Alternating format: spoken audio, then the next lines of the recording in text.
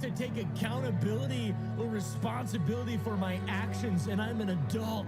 Taking accountability for your actions is something that's honestly kind of rare nowadays, and that's why there's a lot of commentary channels on YouTube that just specialize in just kind of shit talking a little bit. You know what I'm saying? Just like kind of being mean to people, but like it's deserved, but it's like still a little bit mean, and it's kind of still, I don't know.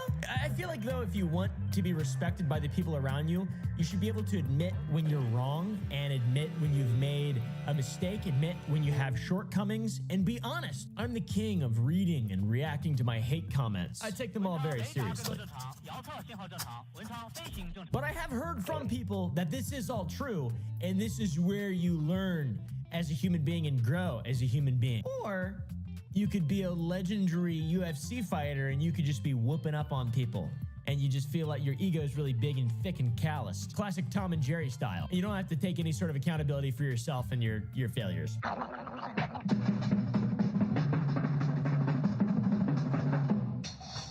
Side note, that Tom and Jerry edit we just put in the video, getting older, you realize that Tom and Jerry also had to deal with the societal pressures and the different molds they were forced to fit in at the hand of big cartoon. Today we're talking about Ronda Rousey. Ronda Rousey is an American professional wrestler, not WWE, but like actual wrestling. Title on the line. The champion, the challenger. Are you ready? Are you ready? Let's go, come on. There's something inside of me, and it needs out. And if you go to sour.gg, you can buy it. It's candy.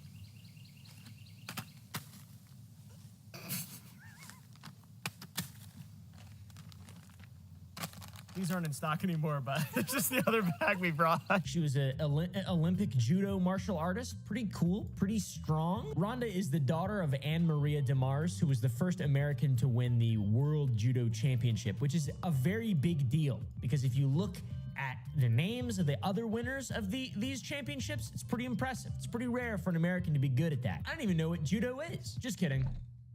That's the one that Vladimir Putin does. Miss Rousey competed from 2004 to 2008. She won bronze at the 2008 Summer Olympic Games in Beijing.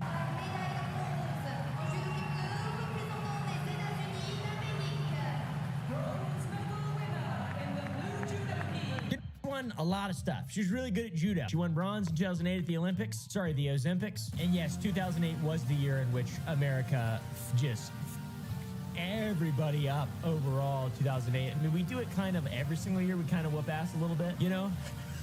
Just kidding. I can see people who aren't American just pressing the dislike button. Oh, I hate America, and I don't even know why. Can I have some sugar in my water? No, dipshit. It is no doubt that Ronda Rousey has a ton of immense competition and fighting experience under her belt, and that includes MMA. She fought this person, Hayden Munoz. That was in 2010, her amateur debut. She defeated the hell out of her. It was awesome. I'm pretty sure cameras better than this existed in 2010. I mean, that is just like, you had to try hard to have something look that bad, I feel like. Is that just me?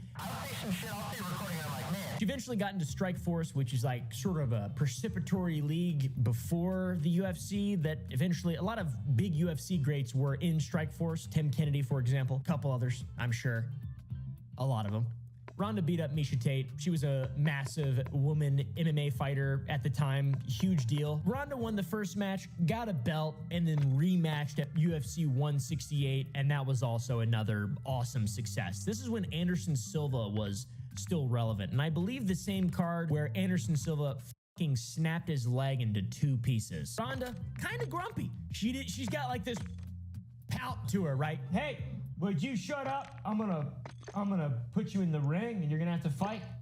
You're gonna have to fucking fight. Ronda refused. She did the old, I refuse to shake your hand because I disrespect you because I'm about to whoop up on you. That's not very sportsmanlike, but also at the same time, who cares? Wow, she went to shake Ronda's hand and Ronda walked away from her. The UFC Women's Bantamweight Champion. Wow, she went to shake Ronda's hand and Ronda walked away from her. This is huge news, Dean. Huge news, Dean. Yeah, Ronda's got a bit of an attitude, though. And she showed it very early. And she, I never bought into the hype. I'm just wondering if you can tell us a little bit about what it is about Holly that makes you want to fight her so much, and also what makes you so confident that you can win. Well, what makes me so confident that I can win is I'm the greatest fighter in the world. Not ever a big fan of Ronda Rousey. She seems smug, and I didn't like her. I like people with good sportsmanship and people who are nice. Alexander Volkanovski with a virtuoso performance tonight. I've only recently started to like Nick and Nate Diaz. What can I say? I'm a narc, basically. Ronda's career was just beginning, though. She would continue to go on and win more titles and be an absolute badass and get on Joe Rogan's podcast. Joe Rogan said at one point that she could beat most of the men, most of the bantamweight men. Now, I'm no misogynist, but that's just not true. Unfortunately for Ronda Rousey, she won a bunch of titles, though. Very, very, very popular. Probably the most popular woman in MMA up until recently, or the last like maybe 8 years or so, 6 years. She had a bit of a fall from grace. All right, we'll get into that. Pretty cool. 12 wins, 2 losses. 12 wins, that's the fucking shit ton. Quite frankly, since her fall from grace, it's been relatively quiet. She hasn't had a lot of coverage. She had a husband for a while, and I think he didn't do very well in the UFC. He did for a little bit, had a bit of a run, but I forget his name, okay? He's this big hairy guy. I'm not even really sure. I think this is her husband. I'm not sure. Maybe it was Joe Rogan. I forget. The point is, Ronda Rousey was absolutely the figurehead for women's combat sports, and now she is not. She's just not the figurehead at all. There's a few channels that I watch on a semi-regular basis, Sunny V2 and Too Lazy to Try. Kind of a fan, a little bit partial to Too Lazy to Try. I really like that channel, okay? That dude doesn't put any effort in, and I love it. All right, so Ronda Rousey recently called out Joe Rogan for turning on her after she lost the Holly Holm fight. Because if you remember, before Ronda lost, Joe was a huge fan of hers. Some would say her biggest fan. He doesn't do anything at all, and I love that shit. It's really good content. I wanted to hear someone talk basically critical, but even lazy. Just kidding. That's mean. Critical's not lazy. None of these people are lazy. It's hard shit. It's hard shit. I'm just joking. I saw Too Lazy to Try's video a few weeks ago, and I was like, that's the first time I've heard Ronda Rousey's name in years. And if you've listened to any of the podcasts she was on or seen clips from them, I'm sure you know she hasn't changed much, and she still hasn't gotten over her loss to Holly Holm. Honestly, that's the first time I've thought about her since her head got kicked off her neck by Holly Holm back in whatever year that was, 2016 or something. Needless to say, though, it's a really interesting story, and how we get from there to here is really interesting. Because you see, if there's one thing people don't like, it's someone with an insufferable ego. Someone who just thinks that they're God, kind of. Maybe the lamb that is written of in Revelations 5. Do a Koresh edit as I look at the camera. Turn me into David Koresh. Ha ha ha, POV, this is Ronda Rousey after a few consecutive wins. Her head's so big because she won a lot and she did really well. And to be fair, it was good, a high quality combat competition. But taking rounds. And she would speak about herself as if she was an unstoppable Greek goddess, impossible to defeat. Really crazy. She said that she was better than every single other girl in every area of MMA, which is just not true. And I believe that I'm better than every other girl in every area of MMA. MMA striking is different, and I think I'm the best at it. I get it. It's like the WWE, right? It's kind of like you're talking it up a little bit, but the MMA is real, though. That's like the difference is it's real. And for some reason, when Conor McGregor does it, it's like, yeah, that's pretty funny. This guy TKOs people. When I knock people out, they don't fucking move. We've secured the lead. Taking fire! You know damn well who I am. Oh my God. And when she does it, it's like, oh, I don't like that at all. I'm very, very confident in my ability to take a hit. I don't like that. That's kind of weird. I didn't know I didn't like that. But I really don't like that. It's weird. She repeatedly claimed she's the best fighter in the world many times. By the way, this is all before she fought Holly Holm. What makes me so confident that I can win is I'm the greatest fighter in the world. Bit of a bully. Bit of a bully. She seems like a bully. She seems like a person who is just kind of mean. I mean, everyone else in women's combat sports is pretty badass. Like Amanda Nunes. Even Lisa Tate was pretty cool. Holly Holm, absolute fucking badass. Even at the time, like 9-10 years ago, when she was at her massive peak, Her arrogance and attitude made her seem very out of touch, and people didn't like her. Even people who were her fans didn't like her, and they wanted to see that arrogance corrected. They wanted to see her get knocked down. They were preying on her downfall. They were smoking that Rousey pack. Ooh. Smoking that pack at it. I'm surprised Frankie didn't freak out. Oh, there she is. Sit, baby. Oh, you're such an... Oh, don't fall. Check out this hilarious Reddit post from 7 years ago. Oh my god. Yeah, people really liked her early on. Lot of love. And then later on, lot of hate. Rousey's transitions and groundwork is truly beautiful. It's fun to watch and really effective. Ronda's such a badass. I like Tate too.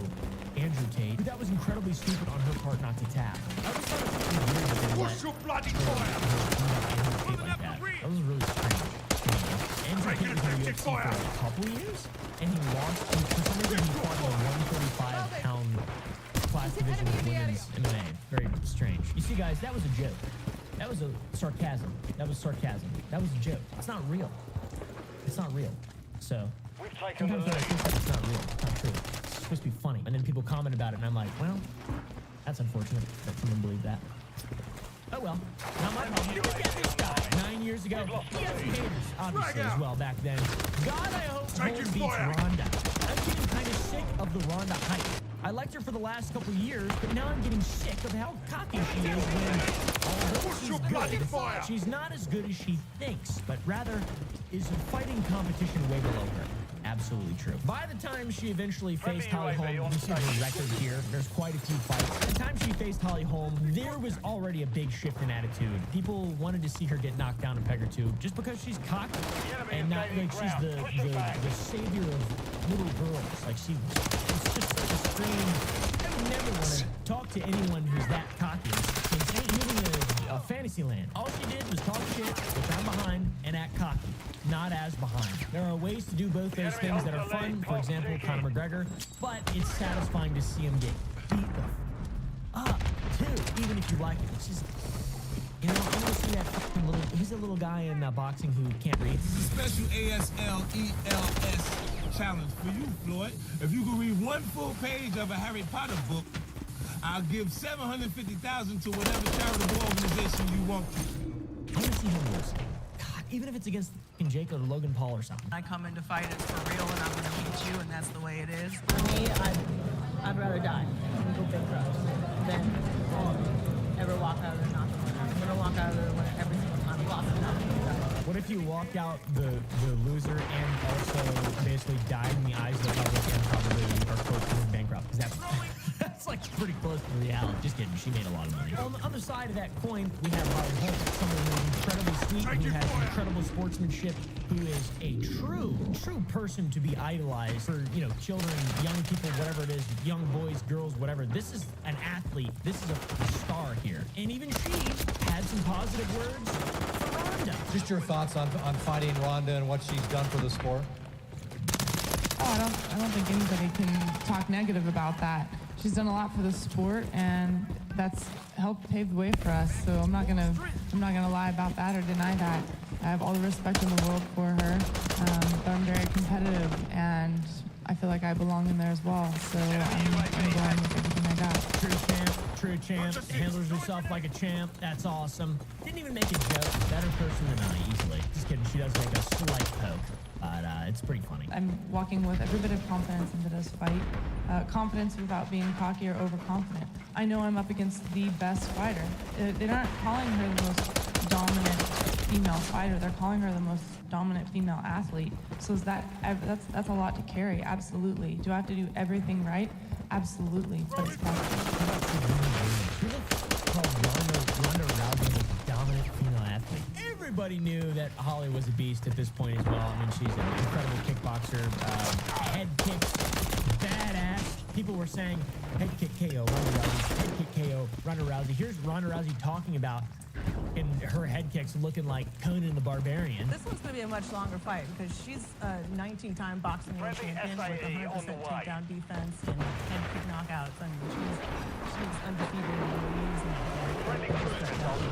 especially on paper and stylistically. And she's the type of fighter that we have to be very, very patient with. I feel like she's going to try and like keep distance and keep far away from me and get me frustrated, and to a point I'll make a mistake and she's going to try and kick me in the head, but it's not going to go like that. It went exactly like that, TBH. Also, that is the whack haircut. That is the whack haircut of all time right there. There was a brief scuffle at the weigh-ins. Everyone wanted her to get head kicked. She's standing there like the machinations of our mind, the machinist. Get your cover! I love weigh-ins. Mission failed. Return to base.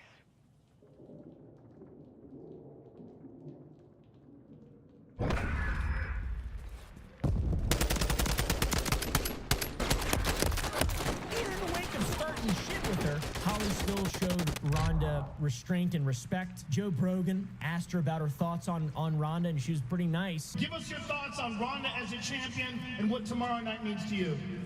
Well, I'm here, and that's right. I am here to shock the world, but, you know, I know that I have my hands full with Ronda. I have all the respect for her in the world. She's done a hard job there. She's, you know, ran for everybody, but I'm a different fighter. Then Joe Brogan talked to Ronda, and she was honestly a I just wanted to get her in her face and show her that I was there for a reason. She's the one that put the fist on my face. I didn't touch her. She's the one that touched me, and I told her that fake sweet act is, I see right through it. I really do. It was all fake. All until now. All that respect, all that everything, all you being sweet. I see right now that it's fake, and you're going to get it on Sunday. That's fake. I see right the thing. I can see right through it. All right. She hasn't head kicked you yet, so there's no reason to be punch drunk and have your words jumbled, but there is. And that's one of her biggest excuses we'll get into later, guys. Ronda, up until this point, was undefeated, which made it all the worse and more shocking when she went down with a perfectly placed head kick KO. By God, I got up and I did 3 front flips simultaneously, or at least that's what I felt like I did. I didn't do any of that. I just stood up. I was really excited when this happened. It was awesome. And she's dead. She died. She knocked the ego out of her, changed her whole career, changed her entire mindset, ruined her life. It was awesome. And then she broke up with Travis Barker, or Travis Pastrana, or Travis... What are you doing? I'd rather see y'all back in the... You know, she's always... It's really weird, but the licking thing is really old, and I get tired of it. Stop!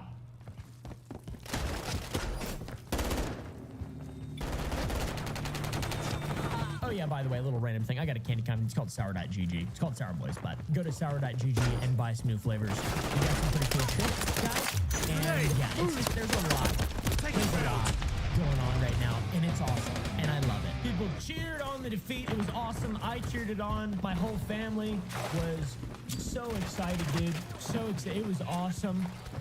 It was great. I loved it. You know, Wanda's ego was so controlled. She fought herself unbeatable. She had no respect for anyone and test all of her. She deserved to get knocked out and brought down to earth. Thank you, Russell Meyer, 883. You should work on that speech impediment, though. It's a little distracting. Ronda, no longer undefeated. Twitch hype train derailed. Okay, couldn't own the loss. She deflected it all, and she was still famous for a little while after that, and she was still relevant for a little while after that, and she just kept talking about how her title fights before in her 9 months, 3 title fights in 9 months. No one else has ever attempted that. Third title fight in 9 months, and I don't think anyone's ever even attempted that before, and That's a lot. yeah, but I don't make any excuses or anything like that. She says some really insane shit in this interview with Ellen the Degenerate. And it's, the main one is this. She says the choice to be defeated. I really do believe I'm still undefeated because being defeated is a choice. Everybody has losses in their life, but I choose to always be undefeated. That's not how it works, though. She also makes the excuse, said she was tired. I've fought in worse conditions, but I think the only thing that was different, I just kind of felt tired. Pretty fucking hilarious. A total 180 on the attitude. Not the greatest fighter. I think the one thing that was different, I just kind of felt tired. Stuck a needle in the ego and let all the air come out until it's just a deflated ball sack of excuses and just refusal to take accountability for anything. Just a ball sack. Hairy ball sack. She even broke down crying on Ellen. I was like in the medical room, and I was like down in the corner. I was swapping backs. I was like, what am I anymore if I'm not this? What's your I was literally sitting there and like thinking about an exact second. I'm like, I'm nothing. I'm like, what do I do anymore? And No one gives a shit about me anymore. You lost Watch once. your fire! On your side! Drop this What sniper! kind of perspective is that? You are there's some that's Take you rounds. lost one. Take Holly back. Holm heard about that and of course was very kind because she's a good, nice person with a solid head on her shoulders. Requesting her shoulders recon that are flyover. substantially more UAV orbiting the fit than mine. She got good shoulders. Look at her. She got amazing shoulders. What's your aim? Sniper, KIA. You know, kind of just. I know that for me, whenever I've been down, the last person that I really wanted to be, control and be the person who did it. It's kind of like Be advised, enemy UAV active. so I don't take that lightly. Fire! I'm on your side! So I think I feel like the best thing to do is surround yourself by people that support you and doesn't necessarily put you out there in the media. Toughen up. Learn to lose. That's what I would have said. Just kidding. That's not what I would have said. I would have felt probably pretty bad as well. But I mean, what an incredible human being Holly is with this response. This began the downward trajectory. It would continue. 2015, end of 2015, early 2016, right when I was becoming a YouTuber, guys. I was about to start fucking playing. I was about to go on a just fucking run for the ages. Literally, just fucking 9 years ago? A 9-year run. Amazing Frog. I'll see you bums later. I'm gonna go out and explore and see if I can find any more Christmas stuff because I'm really excited about all this Christmas stuff in here, guys. This is me right here, Amazing Frog, feed and grow fish. And then you got Ronda Rousey.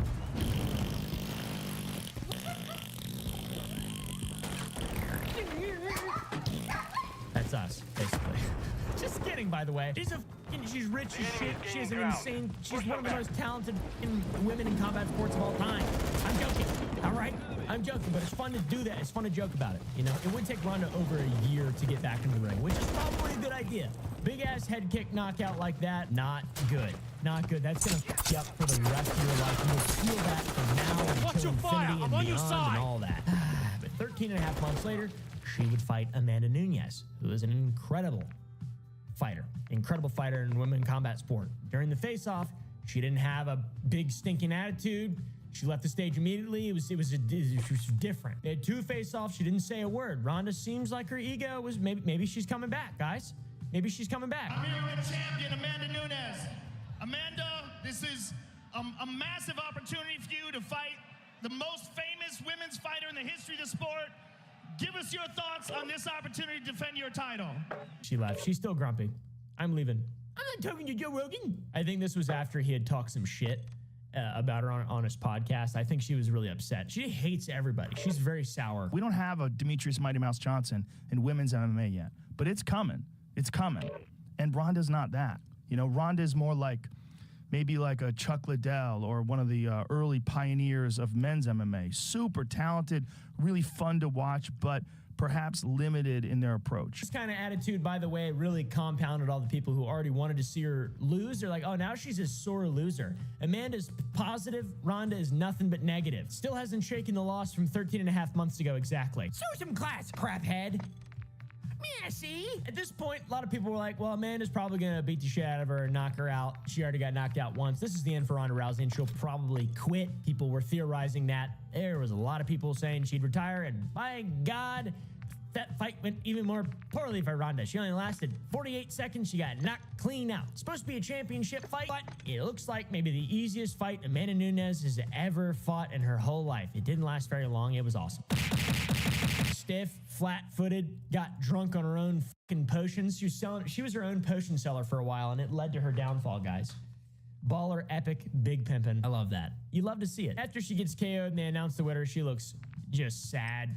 She's like, yep, career's over. How embarrassing. Look at the pre-fight thug face. You should have done Indian Joe Car, Ronda. Then you might have scared Nunes. That would be really scary, actually. Yeah, those theories about her retiring if she lost again, they were completely correct. Her armbar won't work on actual really talented strikers. Her massive, awesome, epic armbar and her judo skills. She said she was the greatest striker of all time. What she actually meant is that she was a good striker with really flat feet and a glass jaw. One-dimensional, soon as you meet two-dimensional, aka Paper Mario, it's over for you, Dan. The end has begun for Ronda Rousey here. She shut down even further, and she went from the most cocky, unlikable person to a sad human being, unable to take accountability for her actions. Have you been able to, do you think about the last few fights, about what happened, or have you processed it all? The end of the last fight against Amanda, You're an adult. It doesn't hurt to just say, hey, yeah, I lost. I got high on my own supply. I was smoking that pack. Yeah, not this time, you bastard. Into it. And you know, I may only be just a girl, but I don't know, maybe I would talk to the PR team or something like that. I'm not sure. It's just important to remember, though, that there were people who said that this person here who reacts to loss like this and who loses like this, there were people.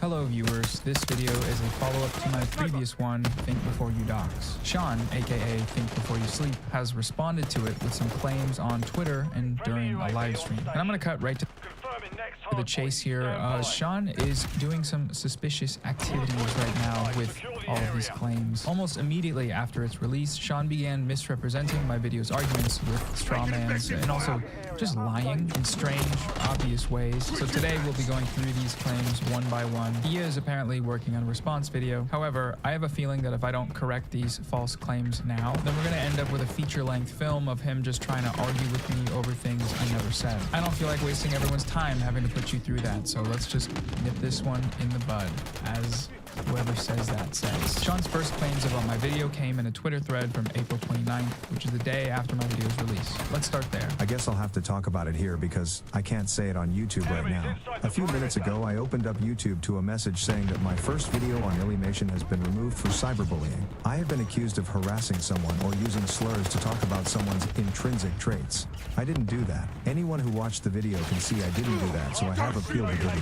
But it's YouTube, so even though I didn't break the rules, we'll see what happens. Curiously, this occurred shortly after Noah Sampson released a video on me yesterday that was so bad faith that I can't believe he actually hit the upload button. This video, multiple times, accuses me of doxing Illymation and encouraging doxing. He basically says I doxed Alyssa in his video title, and his claims in the video get so ridiculous that at 14 minutes he literally accuses me of trying to get Alyssa killed, simply because I made a video saying, I don't like your video, and colluding with your followers to mass flag my channel is messed up. Alright, so let's just go through these one by one. Sean claims that I accused him of doxing Illymation. Sean, come on, you know that's not true. I never accused you of doxing her. I never accused you of calling for her doxing either. I actually very clearly stated the opposite, that you both did not ask anyone to dox her. Sean didn't ask anyone to dox or harass Illy, and that I don't think you made your video with the intent of her getting doxed. Do I think that Sean made his video with the intent of Illy getting doxed? No, I don't. Sean here also claims that my video's title is basically a doxing accusation. Maybe I don't have to explain this one, but just in case. Think Before You Dox is a play on words about the fact that she got doxed and the fact that Sean's channel was a part of that process. This title does not specify action or intent. These claims are perplexing, but it seems like they've already started to catch on. Commenters and creators alike are repeating this around the web, saying that I accused him of doxing. And I think that is one of the most irresponsible and dishonest and malicious things that you can do, is accuse somebody of doxing, because some crazy psychopaths in their audience took things way too far and doxed somebody because they don't like them. None of them are showing proof or giving timestamps to evidence this claim because they can't, because those don't exist, because this didn't happen. The drama content Human Centipede is back in action, and for it, I am no match, I fear. Next, Sean claims that I accused him of encouraging doxing. He repeats this claim later in the thread. I never used the word encourage to describe Sean's actions, and this isn't just a semantic distinction, I don't think. Encouragement, to me, implies intent, and if that encouragement is coming from Sean himself, as his claim denotes, then it also implies a direct engagement with the audience on that point. He didn't do that, though. He didn't allude to harassment at any point, let alone ask for it directly. And I never said he did. Now, do I think that his videos fostered an environment that motivated viewers to harass her? Absolutely. That was sort of my video's whole argument. I supported this argument by going over the 3 ideas that Sean fabricated, showing how he used those fabricated ideas to make inflammatory accusations, both of which were then cited directly by the doxers as their motivations for doxing. Him creating those circumstances doesn't mean that he directly but he encouraged the doxing himself. The fact that he didn't, that he caused it without encouraging it directly, is an important part of this whole situation, I think. If he had directly encouraged it, then he'd be banned, and we wouldn't be talking about this right now. We'd be gaming. Now, if you disagree with me with those examples or that line of thinking, that's fine. However, if you want to argue against those claims, then first we need to be on the same page about what they actually are. If we can't agree upon reality, then any further debate is going to be a complete waste of time. In this same paragraph, Sean claims that I accused him of trying to get Alyssa killed. He made a similar claim on Tom Dark's live stream on May 2nd. After basically accusing me of attempted murder, I can't assume that Noah would use any sort of good faith argumentation there. So where is he getting this idea? Well, in his tweet, he references a sequence from the 14-minute mark of my video. The start of this clip is me reading a post from the doxing thread, and then I go on to my conclusion. I hate this lying Jewish blank with all my heart. She needs to die. The new video she made is promoting childhood obesity. She is a cancer to this world and needs to be rotting 6 feet under the ground. This comment is from the doxing thread. They stated they were going to visit her in California. They said they wanted her dead, and at that point, they knew where she lived. Thankfully, Illy was able to move before anything violent happened, but if someone, this person, for example, had taken action, Sean's video very well could have been what pushed them over the edge. Sean really doesn't seem interested in paying attention to other people's words. I said, if this person or someone like them had taken action, Sean's video could have been what pushed them over the edge. Sean has distorted this claim into me saying that he tried to get her killed. This is just kind of ridiculous, right? My words make no comment on his intent. The idea that his video could push someone into violence doesn't mean that he made it with that goal. I don't believe he did, and I said as much in my video. As far as my actual claim, I'm pretty sure I'm correct. I absolutely believe that his videos could have pushed someone over the edge into violence. This person in the doxing thread clearly hated Illy. Their post was riddled with statements wishing death and injury upon her. The only one that wasn't was the line about her promoting childhood obesity, which was an idea they pulled straight from the conclusion of Sean's video. To argue that this could not have led to violence, that seems kind of difficult. If Sean wants to try, though, he can, but first he needs to understand what my argument actually is. Another thing I want to address here is the way that Sean represents my characterization of his video's content. Sean describes his own video as just a little bit of criticism. He claims that all he did was tell Illy, I don't like your video, and colluding with your followers to mass flag my channel is messed up. In this tweet here, he is presenting this diluted description of his video as if it were my own. He positions it as my rationale for the also mischaracterized arguments he attributed to me just before. This is sort of discombobulating though, right? The entire video I made was an argument against this idea, an argument that what he did was not a mere case of criticism, but one of open malice. So why is he putting these words in my mouth? Well, because he needs to be the victim. If all he'd said was these two innocuous statements, and if I'd responded to them by accusing him of attempted murder, then yeah, he would be the victim. But that's not what happened. Neither of those claims are true. So to maintain his victim status, he has to distort reality. He has to go to school, study hard, and then get a PhD in Strange.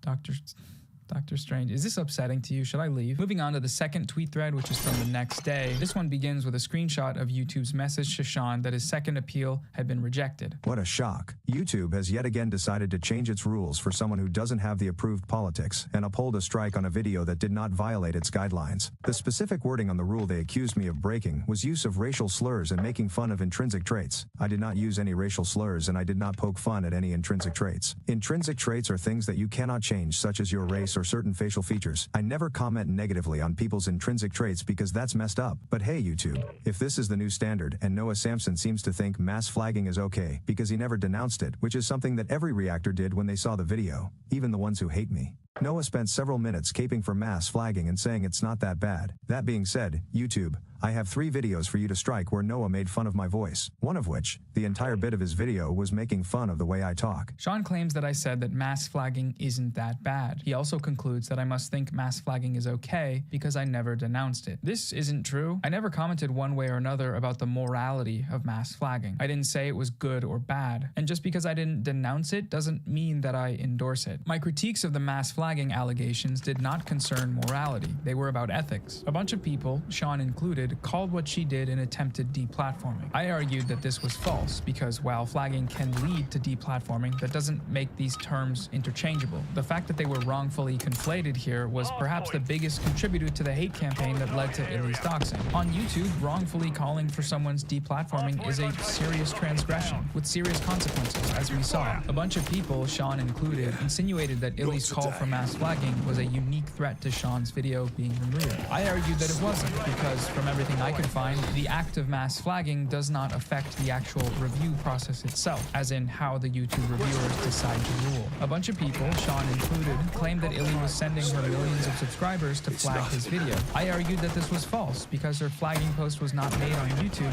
where those millions of subscribers are, but on Tumblr to 0.1% of her audience in a post that had an engagement rate of 0.01% of that audience. None of these arguments contain a moral claim about whether or not mass flagging is good or bad. They are critiques of the misinformation being spread about it and the exaggerations about the figures that were cited. Now, since my video's release, I've seen a bunch of counter-arguments presented about this section specifically, about deplatforming, and some of them do have merit. I'm not going to be addressing them in this video because they are irrelevant to Sean's claims here, but I plan on doing that in my next video. As for those lines about intrinsic traits, I'm glad Sean brought up the thing about his voice. I see this a lot, both Sean and his fans arguing that the comments making fun of his voice are making fun of an intrinsic characteristic, and thus, by YouTube's guidelines, this is bullying and technically a reportable offense. But this is kind of a sneaky little trick here.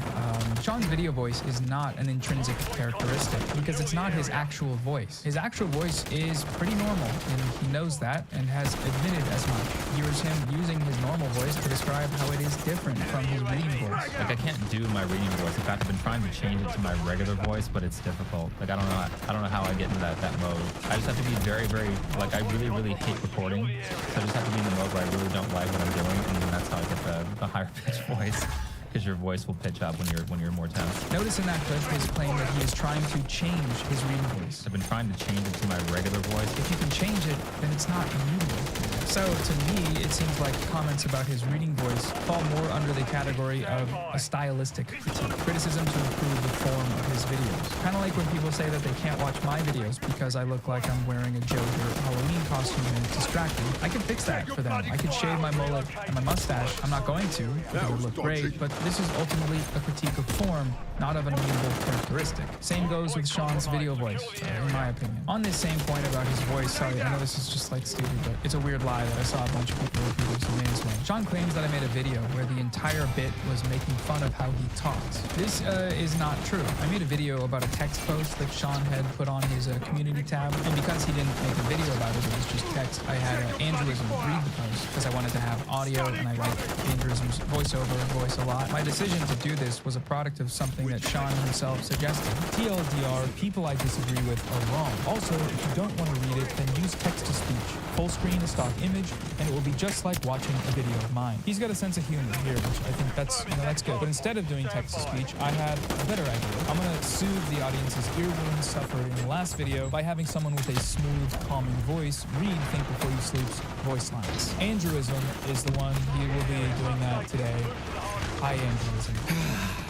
Great bit, honestly. So I had a friend with a nice voice read some lines because they needed to be read. It seems a little bit dishonest to characterize that as an entire video making fun of his voice. But again, even if it was, by Sean's own admission, his reading voice is not immutable. Therefore, by his own logic, critiquing it is totally fine to do. The last point I want to address today is a claim from Sean that I said he was responsible for the doxing. He made this claim on the live stream. Yeah, he's basically saying that, I mean, he said it straight up in the video multiple times that I'm responsible for it, so I don't think, and even if he, backtracked and gaslit it on and said, oh, no, I don't actually believe that, well, he still put it in the video multiple times, so he obviously knows. So Sean's claim that I said straight up in the video multiple times that he is responsible is false. I never used the word responsible in my video. You might hear say, well, come on, Noah, he's obviously saying that you implied it with statements like Sean's videos caused the doxing. How can his videos cause the doxing without him also being responsible for it? And I think that's a valid question. So so let's explore it. When people ask, is Sean responsible for these people's actions? That question can be answered in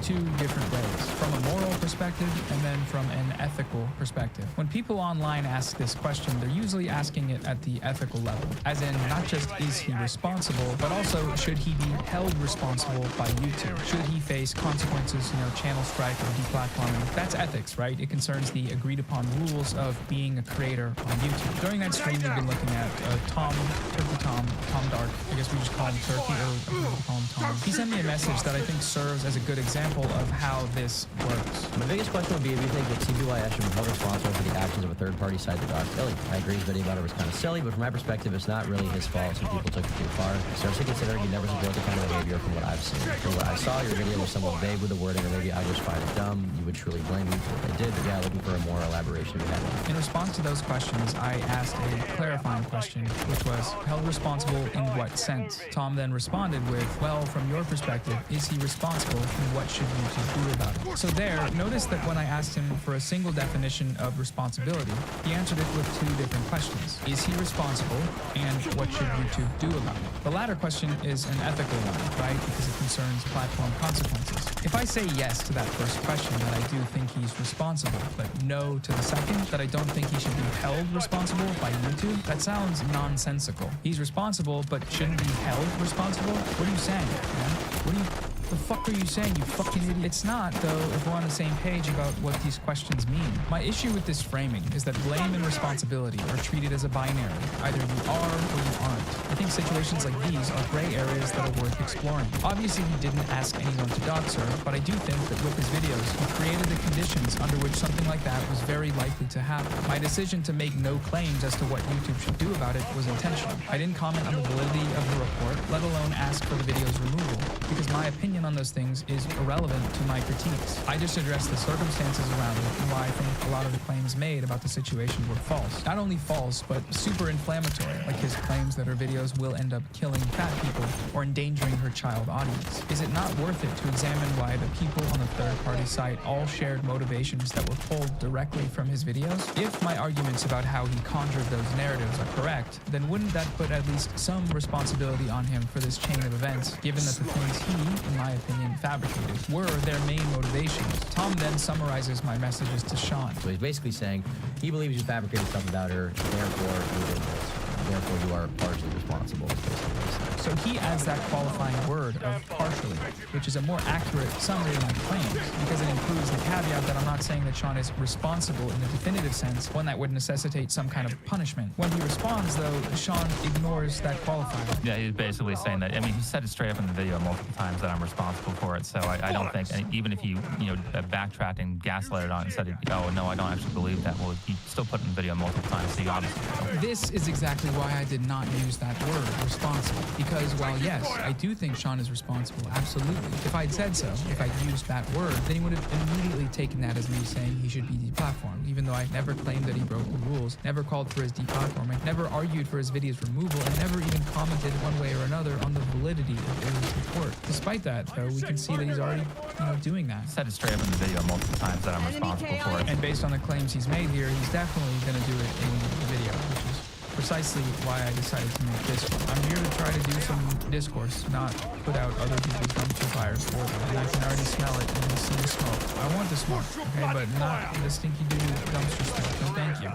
Thank you, but no. Thank you, but no. I think this is a dangerous road to walk down where creators are held responsible for the actions of their audience, because there could easily be a case in the near future where Noah paints a narrative about someone, whether he's correct or not, and then somebody doxes them, and then he is now held responsible. If I lied to make a narrative about someone and that ended up with them getting doxed, then I could absolutely be responsible for that. Could I be held responsible, though? As in, by YouTube, channel struck, or deplatformed? Well, that depends on whether or not I broke the rules. If I did, then yes. If not, then no. But that shouldn't then erase any and all forms of responsibility that I have for those consequences just because I didn't break the rules. But that's how it happens. That's how people treat it. In Sean's case, I think he acted in a deeply freakish manner and caused the doxing. But since he did so, apparently without breaking the rules, then on the responsibility binary, he is at 0. And 0 means that he's a beautiful, perfect, sweet angel that has done no wrong ever. He And given everything I showed in the prior video, that doesn't seem like the most accurate characterization of his role in the story, which is why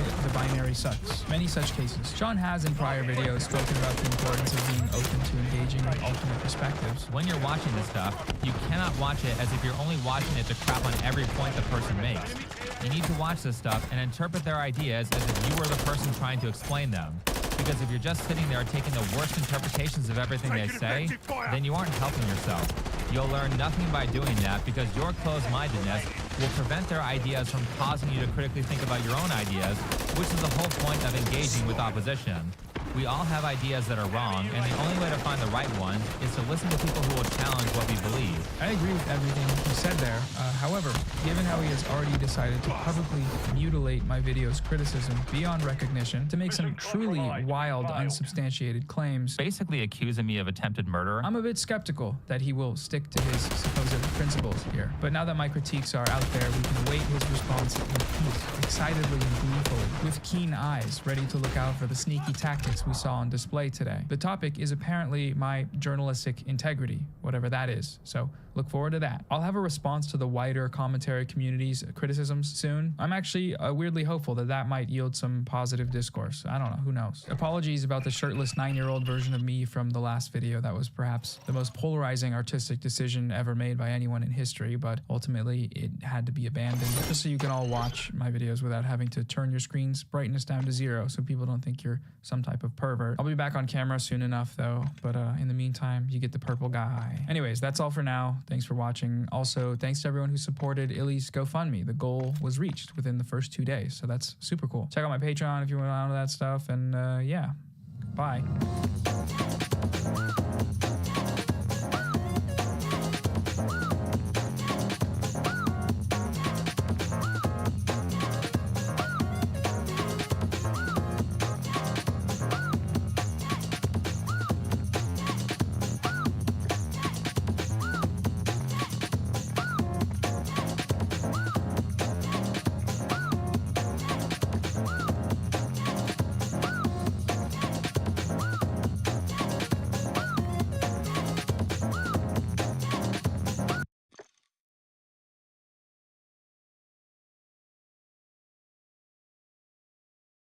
At a time when Israel is killing Palestinians at unprecedented rates, at a time when Israel is bombing hospitals, ambulances, refugee camps, deliberately targeting journalists and their entire families, at a time when Israel has flattened most of Gaza, rendering it uninhabitable, there's a select group of individuals, we call them liberals, that aren't quite focused on that. They're more focused on making sure people don't call this genocide. I think Israel's goal is to eliminate Hamas. I think they have the moral authority to do so. Unfortunately, there is a high cost right now of civilian casualties. I'm not sure there's any way to avoid that at the moment. I'm not sure there's any way to avoid that at the moment. I'm not sure there's any way to avoid that at the moment. I'm not sure there's any way to avoid that at the moment. I'm not sure there's any way to avoid that at the moment. No other fighting force in the world does what Israel does when it comes to warning people about imminent attacks. This guy as what's his name? Destiny, I think. Yeah, he's like some type of influencer, internet guy. He is one of the loudest of such liberals that really just don't like hearing the G word when we're talking about what Israel is doing right now. Destiny went on a Twitter storm the other day. We're going to read these tweets. We're going to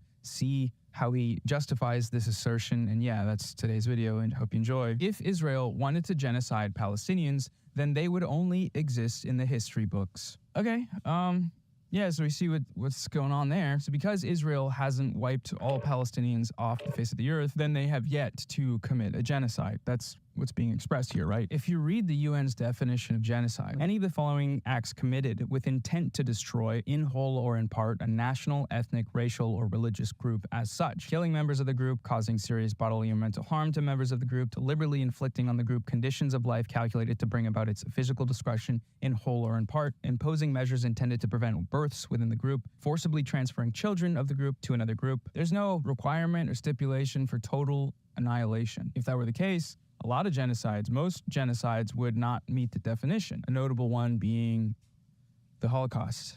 Yeah. The logic in this tweet implies that because some Jews survived the Holocaust, the Nazis must not have wanted it that bad, because if they had, they would have succeeded. Anybody else sense that?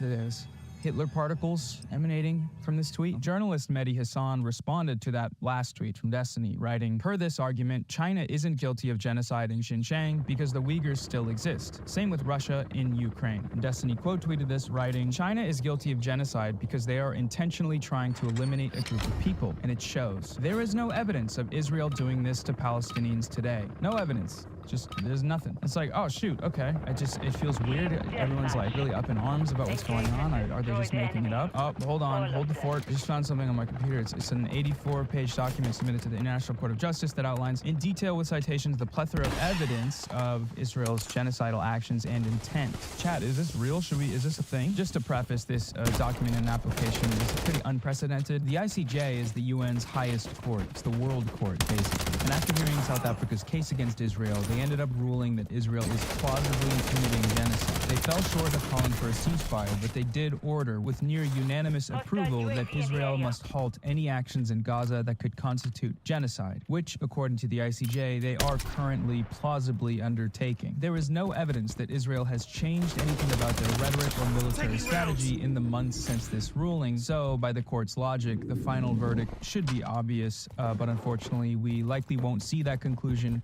for at least another few years, because we live in hell. Okay, enough yapping. We're starting on page 30, section C, genocidal acts committed against the Palestinian people. This section provides an overview of the acts in which Israel is engaged that are genocidal in character, having regard to their nature, scope, and context. These acts are ongoing in a conflict context, where Israel is deliberately imposing telecommunications blackouts on Gaza, restricting access by fact-finding bodies and international media. Section 1 outlines the actions defined as killing Palestinians in Gaza. It goes over the death toll, which is actually out of date. Currently, it's sitting at 28,000, not 21,000. The percentage of women and children killed, which is 70. The 15,000 people that are reported missing, probably dead under the rubble. Palestinians have been killed in their homes, in shelters, in hospitals, in schools, churches, mosques, literally just trying to find food and water for their families.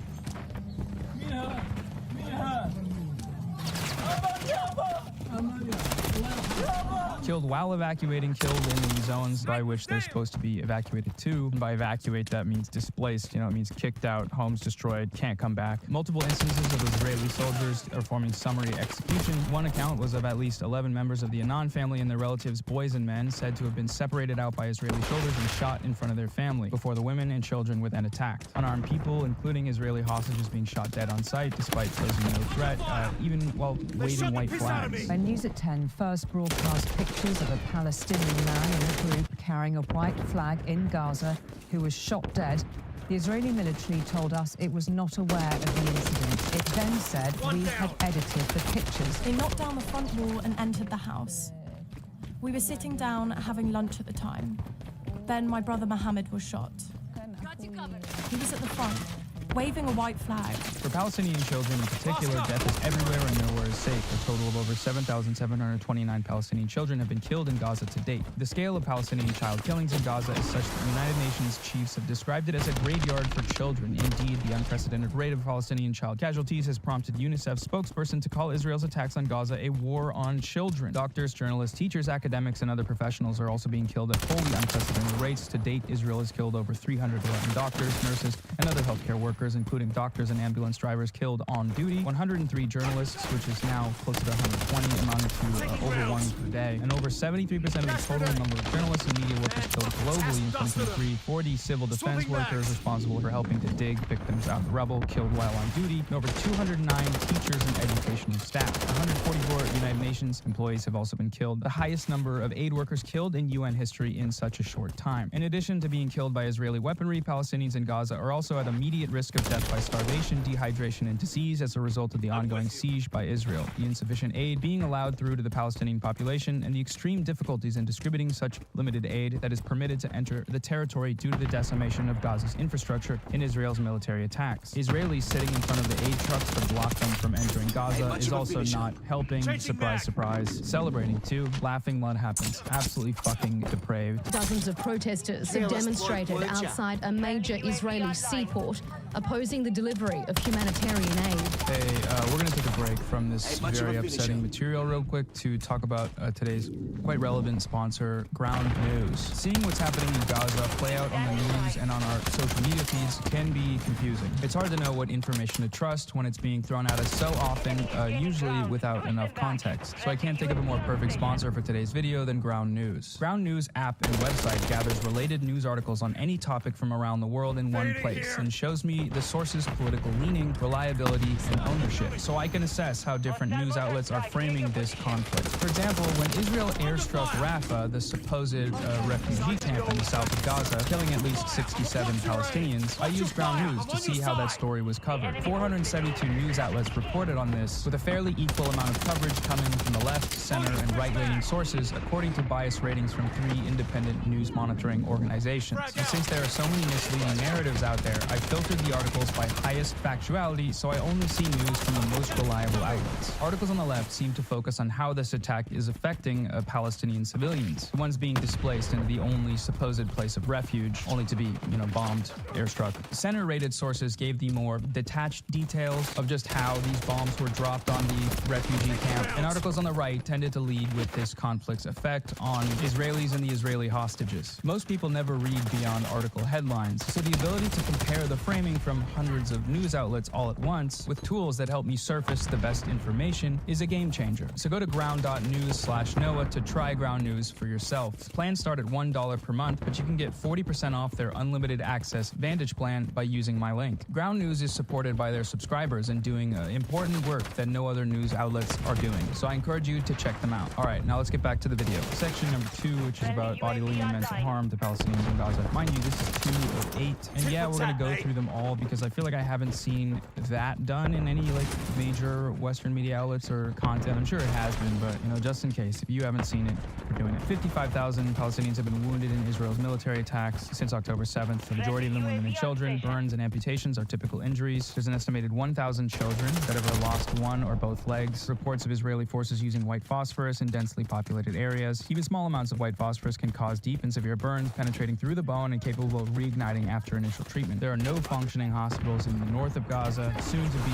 none in the south as well. Of the 12 that existed, only 7 are operational, such that injured persons are reduced to waiting to die, unable to seek surgery or medical treatment beyond first aid, dying slow, agonizing deaths from their injuries or from resultant infections. The extreme levels of bombardment and lack of any safe areas are also causing severe mental trauma in the Palestinian population in Gaza. Even before the latest onslaught, Palestinians in Gaza suffered severe trauma from prior attacks. 80% of Palestinian children experienced higher levels of emotional distress, demonstrating bedwetting and reactive mutism, and engaging in self-harm and suicidal thoughts. 11 weeks of relentless bombardment, displacement, and loss will necessarily have led to a further increase in those figures, particularly for the estimated tens of thousands of Palestinian children who lost at least one parent and those who are the sole surviving members of their families. On the second floor, there's a 5-year-old boy who was hit by a grenade.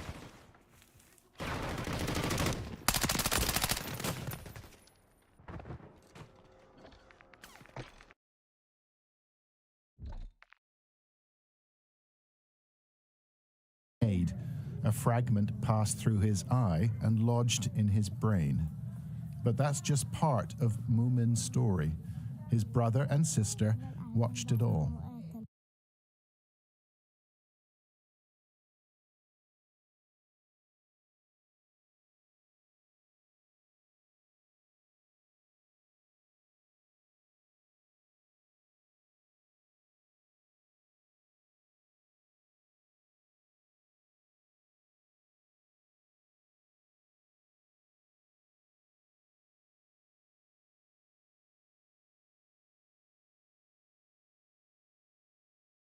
Kendrick dropped again? Kendrick dropped again? What are you saying? Kendrick dropped. Oh my God, that's the embassy. Bro, oh my God, bro. That's crazy.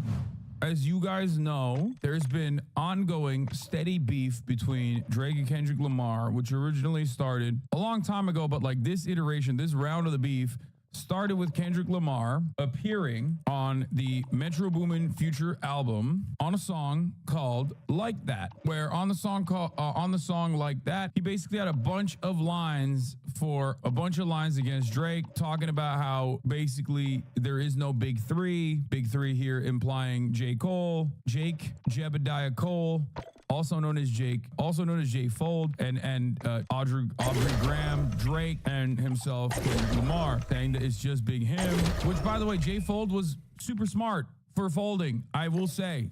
But we'll get to that in a second. To which the first shot back, the first form of retaliation did come from J. Fold, who added another track to his EP that he released. I don't even remember the song because I'm pretty sure the song in and of itself was basically, it was 7-minute drill on 4/5 on April 5th.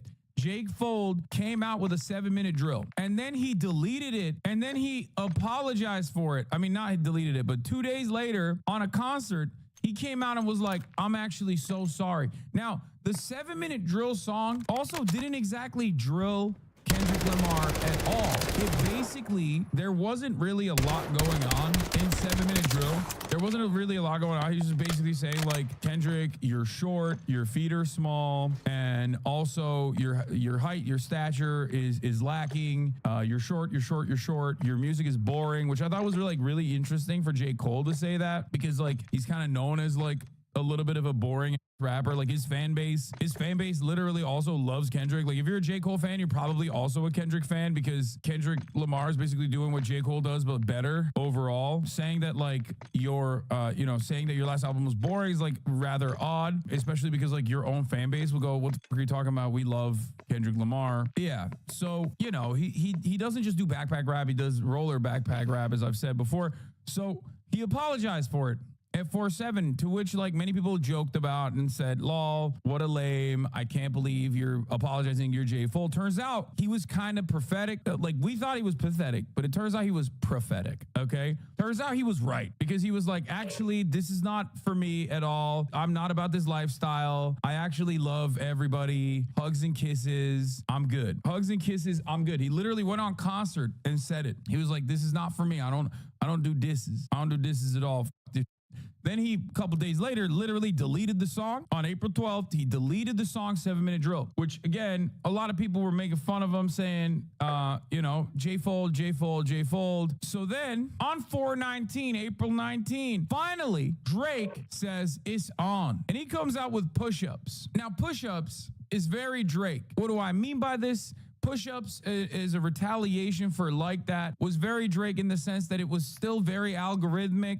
It was still very much a hit in the sense that like it's listenable, but ultimately on Push-Ups, the attacks were relatively mid. The attacks on Push-Ups was not that good. It was catchy. It's listenable. Like if it comes up on a playlist, like you're not going to be like, oh, I'm skipping this. This sucks. But ultimately, a lot of the avenues of attack from Drake and his ghostwriters against Kennel, Kung Fu Kennel, was basically just, you're short, your splits are awful, like you're owned by the industry, Top Dog Entertainment owns you have a terrible contract, you're short, your feet are tiny, why do you have such tiny feet? You're not a real gangster, and you make pop music for white people, which again, that's Drake. So Drake saying that to Kendrick Lamar is a very strange thing. Like, yeah, sure, Drake is actually taller than Kendrick Lamar, so that's fine. But like Drake saying that to Kendrick Lamar is really weird, because it's projection. Like that's the avenue of attack that is infinitely more valid for you. I think that that's odd to say, especially because like, one, you're upper middle class, like you grew up upper middle class, you grew up with a white family, but also like beyond that, you're Canadian, which I think is like the most important part of this, because like when you're Canadian, automatically like there's a level of social safety nets that are afforded to you across the board that immediately puts you in a better, more elevated material condition than like the average American growing up below the poverty line, especially, right? It's like less guns overall, free healthcare, like it's just, you can't really be like, yeah, you can't really start from the bottom, now we're here talking about how you like stole an Acura from your uncle, which you didn't really steal, or whatever the fuck, right? Not an Acura, but you know what I mean. It's like mid-size sedan, and then talk talk about like how hood you actually are in comparison to Kendrick Lamar. Bro's talking about material conditions in a rap beef. Excuse me, that's why you come here, okay? Obviously, I'm not tapped into the culture, quote unquote. I'm a white Turkish dude who literally, openly, demonstrably does not listen to music. Obviously, this is my attitude. This is my coverage. And also, it is significant. That's also why I like Kendrick Lamar. But anyway, getting back to the timeline, Drake releases Push-Ups, and then obviously Drake immediately back-to-back releases Tailor-Made Freestyle, which is controversial in and of itself. And in my opinion, at the time, it showed anxiety, it showed nervousness, that he was like, come on, release something. Right after Push-Ups, he releases a song with AI vocals that he used with Tupac Shakur's AI vocals. Obviously, it's like supposed to be incredibly disrespectful towards Kendrick Lamar, which Kendrick Lamar loves Tupac Shakur. Kendrick Lamar is also West Coast rapper, obviously he's from California. But like, he hit it with a double text, and that double text in and of itself also was like very disrespectful, not just against Kendrick Lamar, but against like an iconic rapper, which even in some respects I think shows that like Drake is not respectful to the culture across the board. Like, attacking Kendrick is one thing, but then like saying by like abusing Tupac's voice in this regard in a beef between you and Kendrick Lamar is like definitely taking it too far, which I thought would be, I think, like negatively polarizing more people against him, which it did happen. And then of course the Tupac Shakur family estate sued him. Like they sent him a CND because why wouldn't they? To which Drake also actually included a line in his Family Matters release last night, implying that it was Kendrick Lamar that goaded the family or urged the family to actually turn around and hit him with a CND. But like, no, of course the estate was gonna go after Drake. What you did was disrespectful, right? Like, that's not, they don't need Kendrick Lamar to tell them that this shit is fucked up. So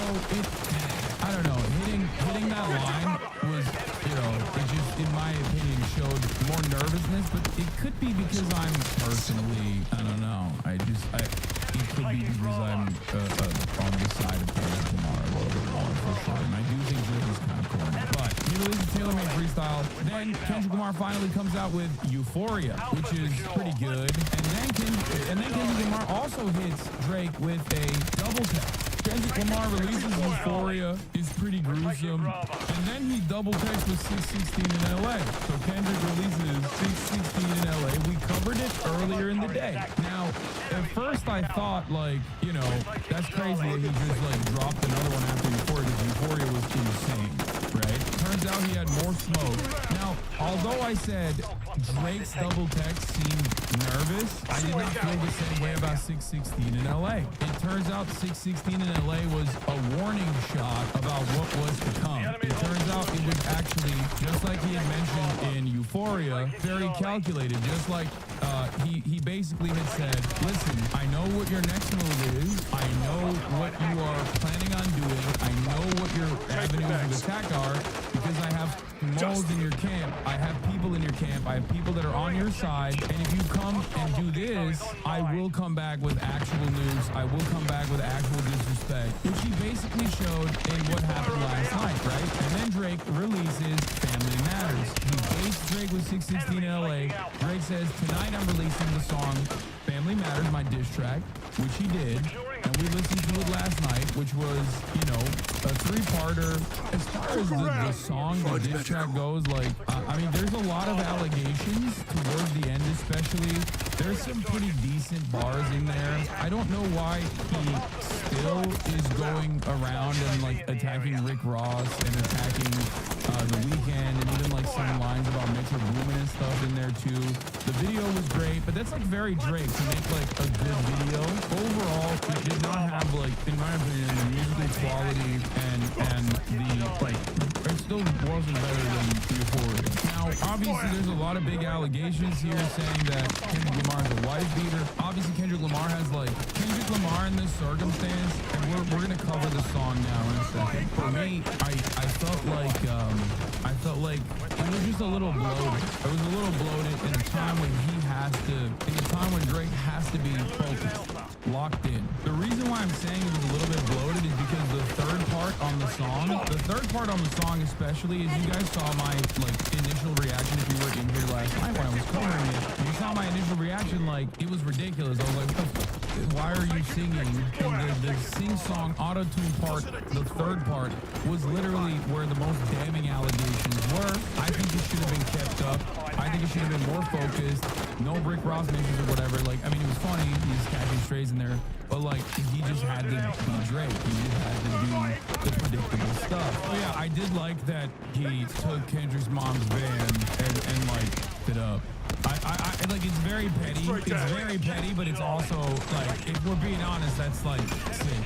So the last line is, like, perhaps the most severe accusation, saying that Drake confessed that Kendrick beats his fiance, or beat his fiance, Whitney Alford. If it's real, it's, like, something easy to have, one, paper trail over, and two, he could have brought that to the table. And not only that, but also it's something that, like, his fiance could, like, very easily confirm or deny, if that makes sense. You know what I mean? So there's a lot of people saying that, like, it's fake or it's, like, misconstrued.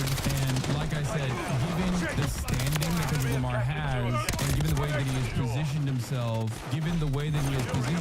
like, this would be very harmful to, if true, this would definitely take, like, this would be a bit major blow to the way he presents himself, to the cultural cachet that he's developed throughout his career, especially because, like, he's spoken out against domestic abuse and things of that nature. It is still ironic coming from Drake in general, considering the fact that, like, Drake literally took shots at Megan Thee Stallion, who very famously, as you guys know, I covered this quite a bit, was shot by Tory Lanez, and not even allegedly, like, literally shot by Tory Lanez, and Tory Lanez is in the process of currently serving a prison sentence for it. But like I said, it's, like, odd for him to just, like, obviously not be a woman lover or woman defender, but only cynically weaponizing possibly false rumors, or maybe it's real, I don't know. If it's real, it is definitely damaging to Kendrick Lamar's reputation across the board, and also would definitely shake my opinion of him as well. The fact that he dropped that in there is odd. A common theory is that the picture used in the 616 and the Meet the Grams cover will expand more and more and reveal more details. Notice how it's cropped. Yeah, it does make sense if there's even more. I mean, it's crazy that this even came out. So for those of you who don't know, so Drake dropped that, right? It was seen as a bit of a nuke, I guess. I mean, there's definitely some accusations in there that are, like, literally pretty. How are you equating throwing shots at Megan to physical abuse since you called him a hypocrite? No, I'm saying that Drake doesn't give a shit about domestic abuse clearly, and is using this as, like, a weapon against Kendrick Lamar, specifically because of someone who, like, was criminally domestically abused by being shot in the foot, who he made fun of. He made fun of the domestic abuse victim in that situation. Also, there's a litany of other hypocrisies in that situation, considering that Drake literally not once, I mean, he talks about Ozempic, when there's here in the cover of the Meet the Grams album art, there's Drake's own HIPAA violation staring right at you, and Drake doesn't even once mention the ad break at the top of the hour. Not once. That's his dad's stuff, not his. Yeah, that's weird because it has his government name on it. The Ozempic has his government name on it. That's incredible copium. No, the Maybach glove is his dad's. The Ozempic, on the other hand, literally has Aubrey Graham on it. I'll give you the Drake stand POV, which is that this covers a setup for fake OVO mole and full of references, Maybach gloves, Ozempic, Rick Ross, Shorty collection shirt, Kendrick short joke. Yeah. So that is what the Drake writers are saying. The Drake writers are saying that, like, he actually set Kendrick up 5D chess maneuver style. Okay, so Drake drops Family Matters, and it's a good run for, like, 3 seconds. Well, not 3 seconds, specifically 19 minutes and 56 seconds. Everyone's like, oh, for 19 minutes, 7 of them, people are listening to the song, and there's like a 10-minute breathing room where people are just like, damn, this is kind of crazy. He just said that, like, Kendrick Lamar actually hates black women and beats them up, and then a whole bunch of stuff against Rick Ross and everybody else, right? And then 19 minutes and 56 seconds in, Kendrick Lamar just goes, oh, dude, you are so predictable. I already had a counter lined up that will immediately overpower what you came out against me with, which are lies, as I had mentioned in the previous diss track that I brought forward, which is don't tell lies about me and I won't tell the truth about you. Now, this is significant for two different reasons, obviously. One, because it's just like immediately re-ups his position that, like, one, Drake is predictable, Drake is corny, and Drake lies, and that he has a lot of other things. He has an OVO mole ready to go. Specifically, is important because, like, that means that he knew exactly what Drake was going to say, and he could make a diss track like that before the diss track was even released. It is wild that he addressed every member of the Graham family by name and wrote a letter to them individually in 6 minutes and 32 seconds, immediately starting off the conversation by saying, "Dear Adonis," talking to Adonis, who was revealed to the world by Push T. If you recall, he's 6 years old. Questioning Drake's manhood has been an ongoing theme, saying, you know, your grandpa should have pulled out, should have wore a condom, so he would have never come into this world. Drake would have never come into this world. He's a scourge. Saying that he's apologizing. He goes on to call him a good kid Mad City. From a strategic standpoint, outright offering to mentor Drake's son, saying, "Listen, I won't be a stepfather. I will be the father that stepped up," which is unimaginably disrespectful because you don't have a real daddy in your life. You don't have a real father figure. I'll be a real father figure for you, which is insane. He talks about the piss kink. He alludes to a story about Drake being urinated on in 2010 by T.I., which also I think is like a double entendre for a potential piss kink as well. T.I.'s inebriated friend Cap during a movie premiere in Los Angeles. Meek Mill mentioned this in July 2015 Drake diss track, "Wanna Know? You let Tip Homie piss on you in a movie theater. We ain't forget." Rapper Sauce Walker also mentioned this in his own diss track months later. T.I. confirmed the claim in the second verse of his 2020 track, "We Did It Big." So drunk in LA, end up pissing on Drake. Fuck it. That's still my brother since back in the trap house. Drake reportedly did nothing when this happened, trying back to the line, "It takes a man to be a man. Your dad is not responsive." He said, "Life is hard. I know the challenge is going to beat us home. Always going to beat us home. Sometimes the parents make mistakes that affect us until we're grown," which is, again, another double entendre, speaking directly to Adonis, but actually also criticizing Drake's dad and how that actually, this is the entire song is always a callback to the cycle of violence and cycle of domestic abuse, cycle of like bad behavior that basically comes from like a bad parent leading to a child also becoming a bad parent, which is the entire song is about that. It also goes back to like Kendrick Lamar's own personal opinions on this matter as well. Like, you know, he has a lot of songs basically talking about like reflecting on his past behavior, reflecting on his trauma, reflecting on how his trauma has caused him to behave a certain way throughout his life that he wasn't actually happy with, and working through that pain and becoming a better person. So it turns back into like his entire discography pretty much.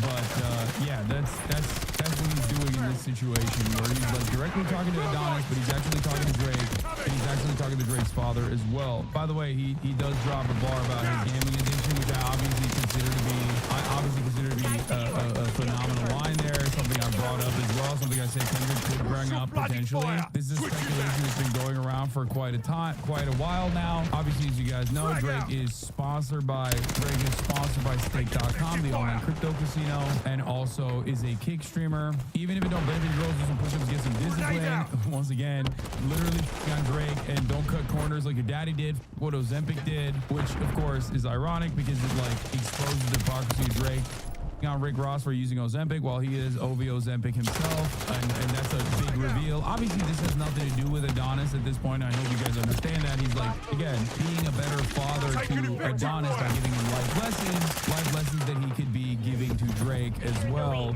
or life lessons that he's actually directing at Drake, as a matter of fact. Don't pay to play with the Brazilians. Get a gym membership. This is a BBL Drake shot, which I personally think is very funny. I love that.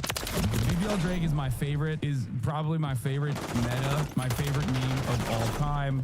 I did not know that there was even suspicion that he got fake sculpted abs. It's so great to do such a thing. So then he starts talking to Sandra, Sandy Graham, Drake's mother. He figures she must be disturbed by his seemingly misogynistic antics.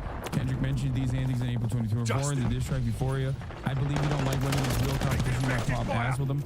Considering the rather bleak political climate for American women, given the turbulent state of abortion laws, race culture, and patriarchy at large, Lamar implies that Sandy feels her son lacks empathy for her plight as a woman. The rest of this is literally just like a lot of this second verse is basically dedicated to like Drake's behavior, his objectification of women, his commodification of black women specifically, and his behavior and the harm that he has personally allegedly done to women in general across the board, and maybe girls, claiming that like this is again both disrespecting Drake and his father, saying that they're both master manipulators, going back onto the same the culture of the cycle of violence and the cycle of like bad behavior born out of trauma. Also talking about his gambling addictions. Obviously, he's well known that Drake gambles a lot in casinos and online roulette. For example, 2022, he allegedly won $27 million, although he went on to lose all that money he gained.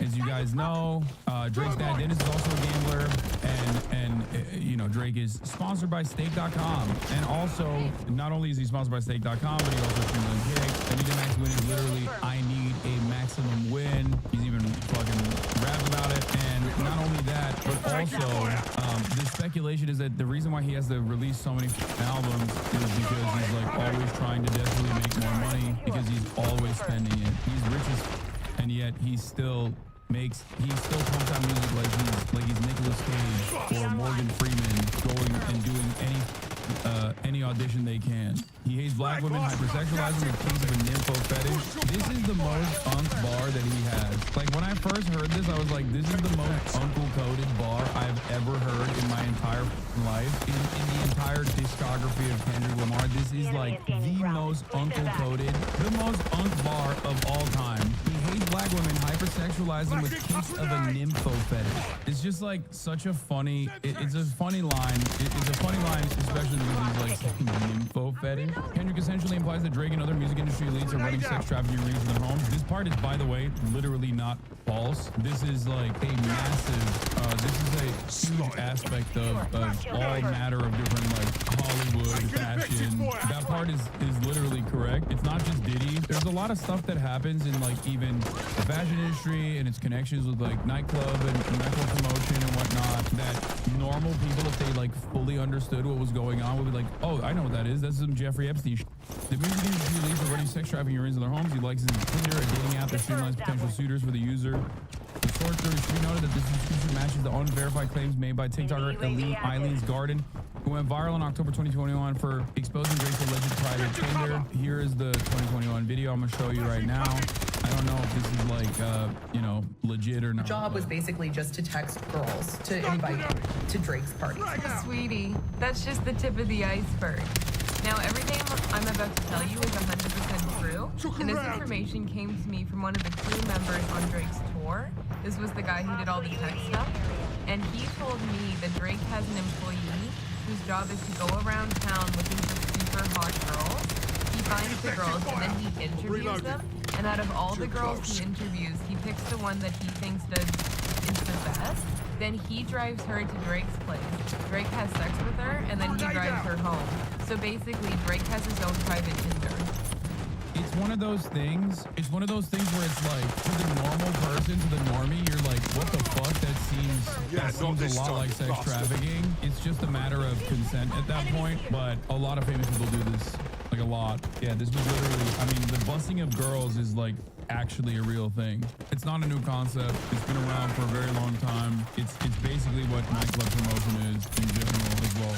It's an issue with consent. If they're underage, obviously they can't consent, so that's a legal problem. If they are, you know, drunk and inebriated at these parties and then they engage in sexual acts, then again, that's another, you know, that's just date rape. So additionally, these lines from Drake's Chicago freestyle May 2020 seem to outright admit this. All good. Chubbs will look around, find one that see my type, that my dog, you know what I like. He done found me plenty in my life. Walking out nice with the rest of the sex trafficking assault in June 2014.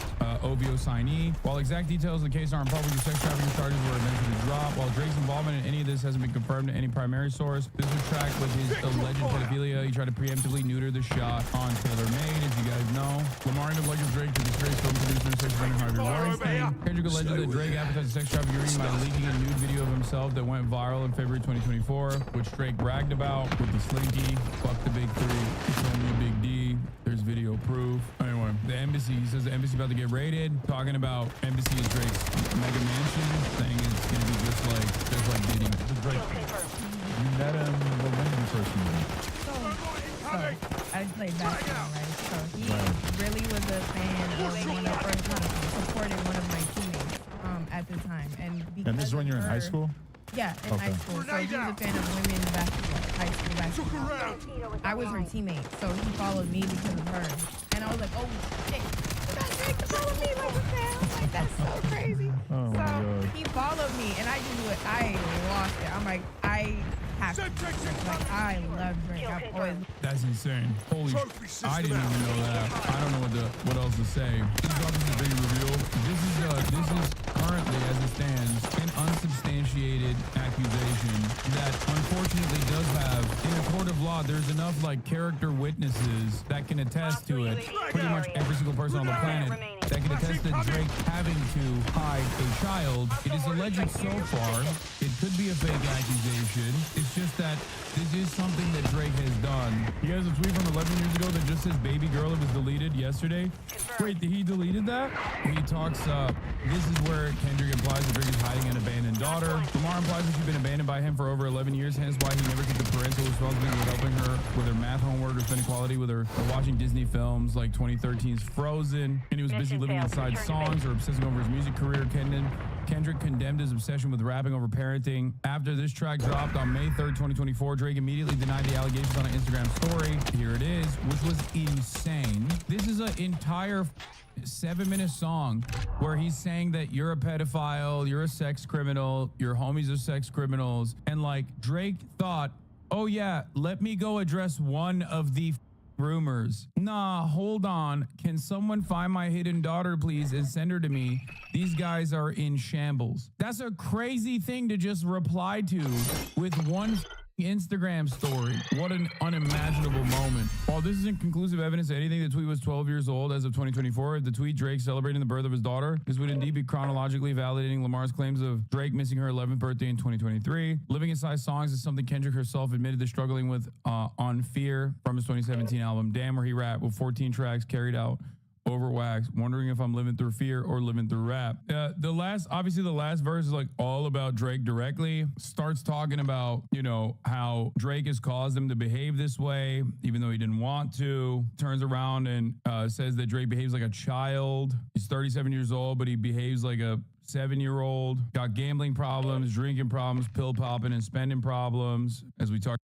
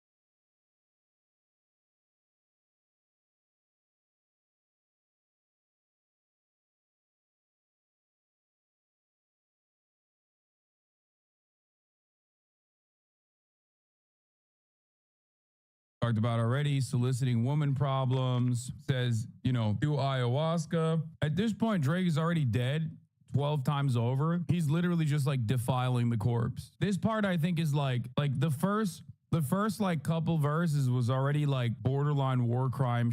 But now we are definitely in like objectively IDF style war crime territory. We're talking defiling the dead. It's also wild because like it specifically is sung over, rapped over such a haunting melody. Like it feels like a horror movie from start to finish, actually. But then here he starts playing the role of therapist and starts cutting into Drake even further and further. While growing up far from rich, Drake was predominantly raised in the affluent neighborhood of Forest Hill in Toronto. Meanwhile, Kendrick grew up in Section 8 government housing. This line is claiming that Drake has not been through enough hardships in his past life compared to Kendrick.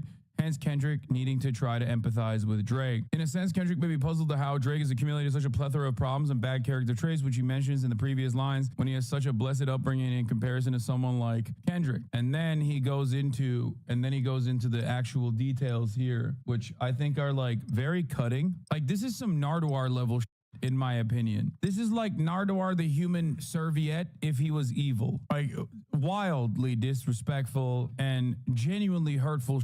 Kendrick dropped again? Kendrick dropped again? What are you saying? Kendrick dropped. Oh my God, that's the embassy. Stop, bro. I just said, okay, is he following? Is Kendrick Lamar watching? I just said I'm done with the Kendrick Lamar. Bro, oh my God, bro. I just said it. That's crazy. Bro. Reloading. That's crazy, bro. Certified lover boy, certified pedophiles. Wop, wop, wop, wop, wop. God, fucking more. Wop, wop. Oh, God damn. Dude, what is happening? At first, I thought in the Israel-Palestine, Israel-Iran analogy, it was Drake that was doing unnecessary amounts of violence. Didn't realize that it was Kendrick who was actually reducing the embassy to rubble, dude. He said there's Hamas tunnels under there. What is happening? I'ma do my stuff. Why you trolling like a bitch? Ain't you tired? Trying to strike a chord, and it's probably A minor. He's dead already. He's dead already, bro. What is he doing? Bro, is he just making an album now? He's like, he's making an album just on Drake and his many different crimes, and then win another Pulitzer, this time for investigative reporting? What is happening? He did not have to do this. Everybody literally was like, all right, he's really dead. Like, this is crazy. Like, what will Drake say? Will he even respond? Meanwhile, Kendrick, no, I got more in me. I got one more in me. This is a terms of service violation. I can't be showing this on stream. Ceasefire now, bro. We have to. This is a new ceasefire now initiative. 2 Chainz say you good, but he lied. You run to Atlanta where you need a few dollars. No, you're not a colleague. You a fucking colonizer. Okay, I take it back. Maybe reverse racism is real, actually. Anti-white racism is alive and well, folks, in 2024, in the year of our holy Lord. That's crazy. He said the C word. He said the C word. That's crazy. Bro, he had the embassy posted up on the Predator app. Like, it's looking like Tel Aviv, dude. What the it's just so much. It's so much. He posted up Drake's house looking like Tel Aviv on the Predator app. I swear to God. It's too much. This is like no longer desecrating a corpse. It's like he's just taking shots at the grave. Like he's doing Saltburn the way he's Drake's grave up. Oh my God, dude. What is he? What? I can't believe that he just. Why does he have the smoke? This much smoke is too much. The level of smoke is too much. Kendrick has another song besides this in the chamber. When people said that the original song was supposed to be 19 minutes long, I really thought it was a joke. And now I'm actually convinced that it wasn't a joke at all. It was actually very real. We're gonna have to add to the Geneva Conventions after this one. Yeah, this is too much. I swear to God, like in a criminal prosecution, there's enough, like even if you produce the beat, even if you produce like the guitar string or something for this beat, like you are more morally culpable for the unlawful execution of everyone and anyone in Drake's orbit. Like, every single person is involved now. Like, there's a case to be made. There's a RICO to be put on Kendrick Lamar for this. This is actually insane. Hold weapons manufacturers accountable? Bro, they need to do an encampment to get Kendrick Lamar to stop. Say, Drake, I hear you like him young. You better not ever go to cell block 1 to talk to him and lay in love. Just make sure you hide your little sister from him. They tell me Chubb's the only one that gets your hand-me-downs. Then Party at the party playing with his nose now, saying that Chubb's is the coke addiction. And you got a weird case. He's talking about OVO. Baca got a weird case. Why is he around? Certified lover boy, certified pedophile. Then Party at the party playing with his nose now. Oh, Party next. Oh, he's talking about Party next door. Party next door at the party playing with his nose now. As a former Drake fan, until now with this diss, it is so over. Drake is cooked unless he responds. I mean, this is the equivalent of hitting a hospital. It's double tapping, 2-tapping a. This is triple tapping the humanitarian aid convoy at this point. That's what he's doing. On Euphoria, Kendrick said he might do a show a day. Is this what he meant?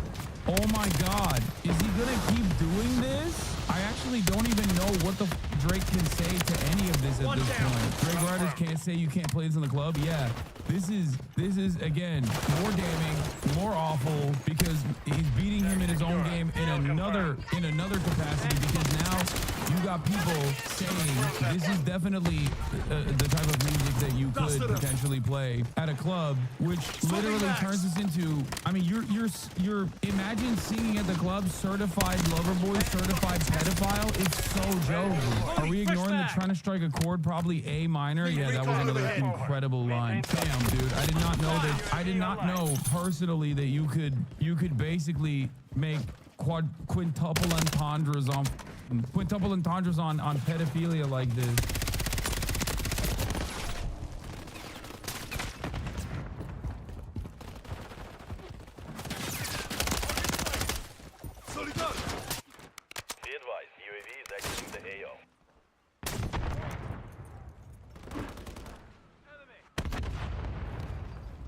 Hello viewers, this video is a follow-up to my previous one, Think Before You Dox. Sean, aka Think Before You Sleep, has responded to it with some claims on Twitter and during a live stream. And I'm going to cut right to the chase here. Sean is doing some suspicious activities right now with all of his claims, almost immediately after. With so much else going on, it's easy to forget we're still in the midst of Donald Trump's criminal trial in New York over those hush money payments to Stormy Daniels way back in 2016. The jury selection process leading up to the trial provided a lot of great content, because selecting an impartial jury for a trial involving probably the most polarizing figure on earth is a pretty absurd situation. On the other hand, the trial itself hasn't been nearly as interesting, mostly because it's mainly just stuff you've heard before if you've been following this saga for the past 7 years. Also, it's just people reporting from the court. There's no, like, crazy video to be like, wow, look how crazy this is, or they really nailed the cross-examination. You're just hearing retold versions of it, and then constantly hearing about Donald Trump falling asleep and waking back up, as if he's not an 80-year-old man. They've spent like almost 2 weeks just submitting into evidence shit. All of us already know. There have been a few highlights out there, particularly Trump's complete inability to follow the rules of his gag order, limiting what he can say publicly about the case and the people involved in it, which with any other defendant would have gotten them thrown in jail by this point. But for Trump, it just means he has to keep paying relatively small fines of a few $1,000s. I think he owed $9,000 because of it. Yeah. But the judge said, you try it again. Hey, mister. I might have to throw you in jail. You got another thing coming. Uh-huh. He also gets to at least slightly accomplish his goal of delaying this trial as much as possible, because every minute spent in hearings regarding the gag order is a minute not spent on the actual trial.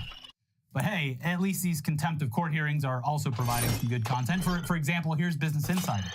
On Thursday morning, prosecutors at Trump's Manhattan hush money trial argued that he violated his gag order last week when he made 4 on-camera statements attacking witnesses and the jury.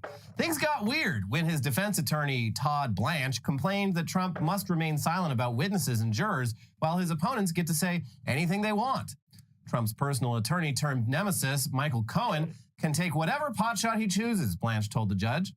But Trump must remain silent, Blanche added, even when Cohen mocks him as Donald Von Schitzenpants, a favorite insult on Cohen's podcast and his account on the social media site X. Boomer joke. Blanche proceeded to read that colorfully worded offending post into the record as Trump sat listening at the defense table. This one says, "Oh my, Schitzenpants," Blanche recited as he entered a screenshot of the post into the court record as Exhibit 64, without any objection from prosecutors. The official court stenographer duly followed along, typing the phrase into the court record as "shits in pants." Now, in addition to the name Donald Von Schitzenpants being read into the permanent court record while Trump had to just sit there and take it, we got some amazing work from the courtroom sketch artist. Here's a post Michael Cohen shared on Twitter a few weeks back featuring an AI-generated image of Trump in an unflattering, skin-tight orange superhero costume. And here's the courtroom sketch of Trump looking at that very same image in the courtroom as his lawyers presented to the judge. I need like an animated show, fully animated in courtroom sketch style. Yeah, it's really something. But anyways, it's doubtful that too many people would have heard Michael Cohen call Trump Donald Von Schitzenpants if Trump's lawyers hadn't brought it up at this hearing. But all the news reporting around it has now helped reignite a long-running debate over whether or not Donald Trump does, in fact, shit his pants. Your Honor, he called my client Donald Von Schitzenpants in reference to long-standing rumors that he does, in fact, shit his pants. Just so everyone knows that. A lot of people think my client, Donald Trump, poops his pants. They say he smells really bad. Don't Google it, because it's not true. But a lot of people who've met him say he probably poops his pants and wears diapers. In the honor of being totally impartial, we ask that all the jurors rub Vicks Vapor Rub under their noses. Not for any reason, just to make sure that you don't smell anything emanating from the former president. The only sense you need to be using in this courtroom is your ears, not your nose. And common sense up here in the brain. Yeah, and your brain sense. Yeah. So back in December, former Republican Congressman Adam Kinzinger wrote on Twitter, "I'm genuinely surprised how people close to Trump haven't talked about the odor. It's truly something to behold. Wear a mask if you can." And he later elaborated in an interview saying, "It's not good. The best way to describe it, take armpits, ketchup, a butt, and makeup, and put that all in a blender and bottle that as a cologne. That's kind of that. I've been amazed that everybody's just kind of learning about this now." And before that, for years, people who were contestants on The Apprentice or served in the Trump White House have made comments about him smelling bad. As someone who literally worked in a fucking nursing home when I was like 17 years old, they all smell bad at a certain age. Yes, they are nose blind, first of all. Second of all, caking themselves in makeup, especially the older ladies. Yeah. And then, so dousing themselves in every kind of cologne and perfume. And always pooping their pants, farting. They're nose blind, and a certain generation of boomer is particularly nose blind. Oh, yeah. If you catch my drift. Yeah. So, yeah, these people making these claims, they all, of course, deeply dislike Trump on a personal level for what it's worth. So, I mean, take it with a grain of salt. But the most vivid descriptions of Trump's alleged incontinence have come from a guy named Noel Kassler, who worked on the crew for The Apprentice for several seasons. So here's a few things that he's said over the years. He would often soil himself on The Apprentice set. He's incontinent from all the speed, all the Adderall he does, all the cocaine that he's done for decades. His bowels are uncontrollable. We'd have to stop the show and change him, and that was Keith Schiller's job. He would take him off set, he would wipe him down. Our nickname for Keith was Wet Wipes. It's not a joke, it's happened several times. The crew nicknamed Celebrity Apprentice The Shit Show because he would soil himself during tapings, often after flying into a rage and cursing out the script department because he couldn't read a 3-syllable word. Revealing that Ivanka Trump was also aware of her father's issues of soiling the pants, Kassler added that Trump does it and he almost sits there unaware of it. And one time he saw Ivanka have to kind of go whisper in his ear, and then Keith came and took him off stage. One time there was the word arbitrage on a cue card, and he started screaming at the script department, setting him up. "You're setting me up." And he just freaked out, and then very loudly evacuated his bowels, and you could smell it. And the guy who was holding the boom mic was tearing up. And that's where the nickname The Shit Show came from. That was the crew nickname for Celebrity Apprentice. Yeah. I want to believe. I do want to believe. It seems far-fetched, especially back in the Apprentice days, but I do love the idea of someone getting so angry they poop their pants because it's the only recourse they have. I mean, it's a tier 1 move that every baby knows that most adults, we forget that, when you run out of cards in your deck, you shit yourself. You've always got an ace in the hole, the butthole. And then Keith has to come and wipe you down. All right, Keith, get in here. I need to change my diaper. Keith, wipe me. And bring me a Coca-Cola. Delicious Coca-Cola. Nice bubbly Coca-Cola. Yeah, and a tall glass of warm milk. Ooh! Anyways, yes, there's also a ton of photos and videos over the years where it definitely looks like Trump is rocking a little bit extra padding down there. And there's also a few clips from his presidency where it definitely seems like he might have spontaneously shit himself. It's ridiculous. So today we're here in a bipartisan... But who knows? Who knows? He's done things that are so much worse. Yeah. On a scale of, like, this is so low. It's pretty inconsequential. Yeah. It just is funny that this evil man is constantly pooping and farting himself into becoming a very smelly boy. So he obviously wouldn't be the first 77-year-old man to rely on diapers. But what's extra weird is, and we can't 100% confirm this because it's so bizarre even by MAGA standards, it's that some Trump supporters are apparently showing up to his rallies now wearing solidarity diapers. What? I refuse to believe, but I still am curious. Actually, pooping your pants is pretty cool. If pooping your pants is cool, consider me Miles Davis. Think of all the time you waste sitting on the toilet. Yeah. When you could be leading. Yeah. Would you want to have that call at 3 o'clock in the morning? The call that everyone never wants to hear? Right. And you want to be on the toilet pooping and cleaning yourself? President Xi has launched nukes. Oh no, the president is in the bathroom pooping on the toilet like a human adult. He smells like shit and he's ready to go. You want a president who carries that poop with him. And apparently, aside from the, in addition to the solidarity diapers, custom merch with messages like diapers over Dems and real men wear diapers. Come on. This can't be. I don't know. It seems fucking real. Like, I assumed it was fake, but I have a pretty good eye for this shit. And, like, if it's photoshopped, whoever did it did an amazing job because it's on all these, like, textures, and they did a fantastic job with aligning it. It's either that or these are trolls, but they don't look like trolls. They definitely look like MAGA people. Yeah. If I had to guess, some trolls showed up and handed this merch to actual MAGA people and got them to take a picture, but, like, I don't know. It's so fucking weird, even by MAGA standards. There's that one account that's been doing a great job of fooling people over the past couple of weeks. He had the picture with I know. That shit is so obviously fake. Yeah. It drives me insane when people. Dude, the Michael Lindell thing that's been going around, people are like, wow, it looks like the guy from The Undertaker's. What the fuck's the guy's name? It looks like Paul Bear. Yeah, Gary Peterson. I've been following that account for years because, like, it's just funny Photoshops making, like, Kyle Rittenhouse look fat and have rosy cheeks and shit. But yeah, like, it seems like every week lately people are like, I can't believe you all fell for that. I'm like, no, I didn't fall for it. I just thought it was fucking funny.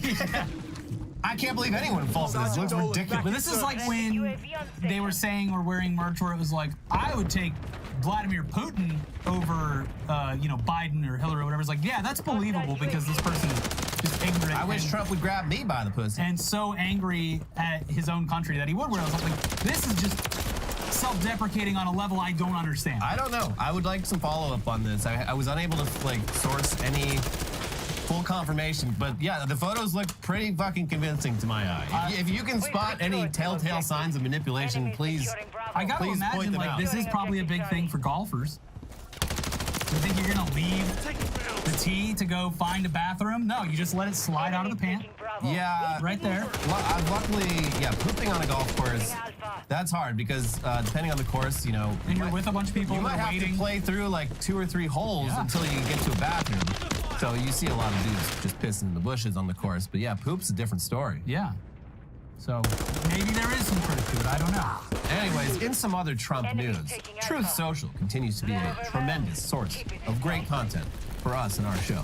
And here is The Bite with some more of that. The head of the accounting firm in charge of keeping track of the former president's Trump Media and Technology Group, TMTG, which owns the far-right social media platform Truth Social, is astonishingly bad at typing out his own name. As the Financial Times reports, Ben F. Borgers, whose accountancy firm was hired by TMTG in 2022, misspelled his name 14 different ways in filings with the U.S. Public Company Accounting Oversight Board, PCAOB, including Ben F. Brogers, Blake F. Borgers, Ben F. Vonish, and Ben F. Orgers. Worse yet, the firm already has a lengthy track record of failing to meet regulatory standards, which, given the nature of Trump's flailing attempt at a social network, probably shouldn't come as a surprise to anybody. And yeah, it turns out not knowing how to spell his own name is the least of this guy's problems, as he's apparently constantly getting in trouble with regulators for careless work. Probably thanks to the fact that he's the auditor for 170 companies and probably spread a bit thin. Yeah. Let me see the, yeah, it looks good. Send it to the SEC. Look, I've been in a lot of trouble recently, so I'm just going to misspell my name, and that way I'm completely... yeah. My lawyer advised me that if I misspell my name every time I write it, I can't legally be held accountable for this document doesn't, it's not valid anymore. I'm Ben Borgers. This says it's Ben Folgers or something. Jeff Hamburgers. Yeah. So I don't know who that is. Clearly not me. Talk to them. Anyway, I got 169 other companies to audit, so I'm all pretty with busy. Different names, by the way.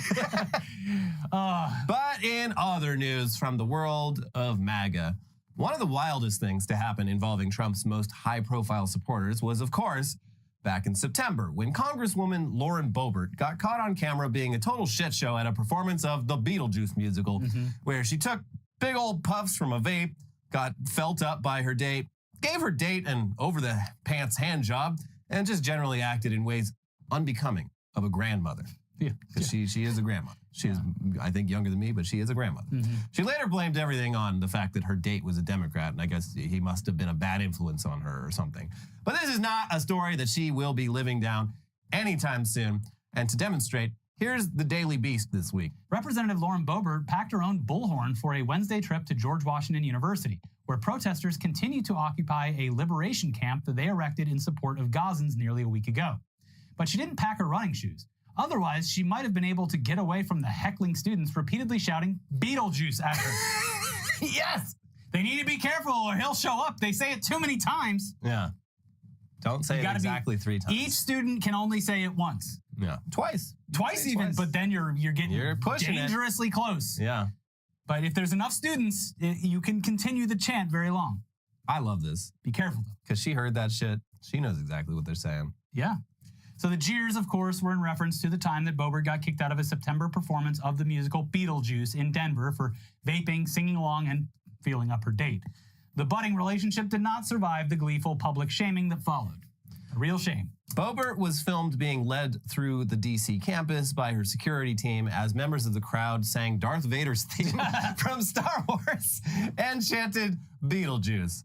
As she traversed the encampment, the Colorado Congresswoman came upon a statue of George Washington draped in a Palestinian flag. She grasped for the largest one, trying to rip it down. "This is America, and that shit needs to come down," she could be heard saying in a video taken by a witness. Eventually, Boebert let go and threw a hand up, unable to pull the flag off the statue. They should have reversed it. I thought her tug game was strong. She can't even pull a flag down? Damn. They should have reversed it so it looked like she was putting the flag onto the statue. Oh, my gosh. Missed opportunity.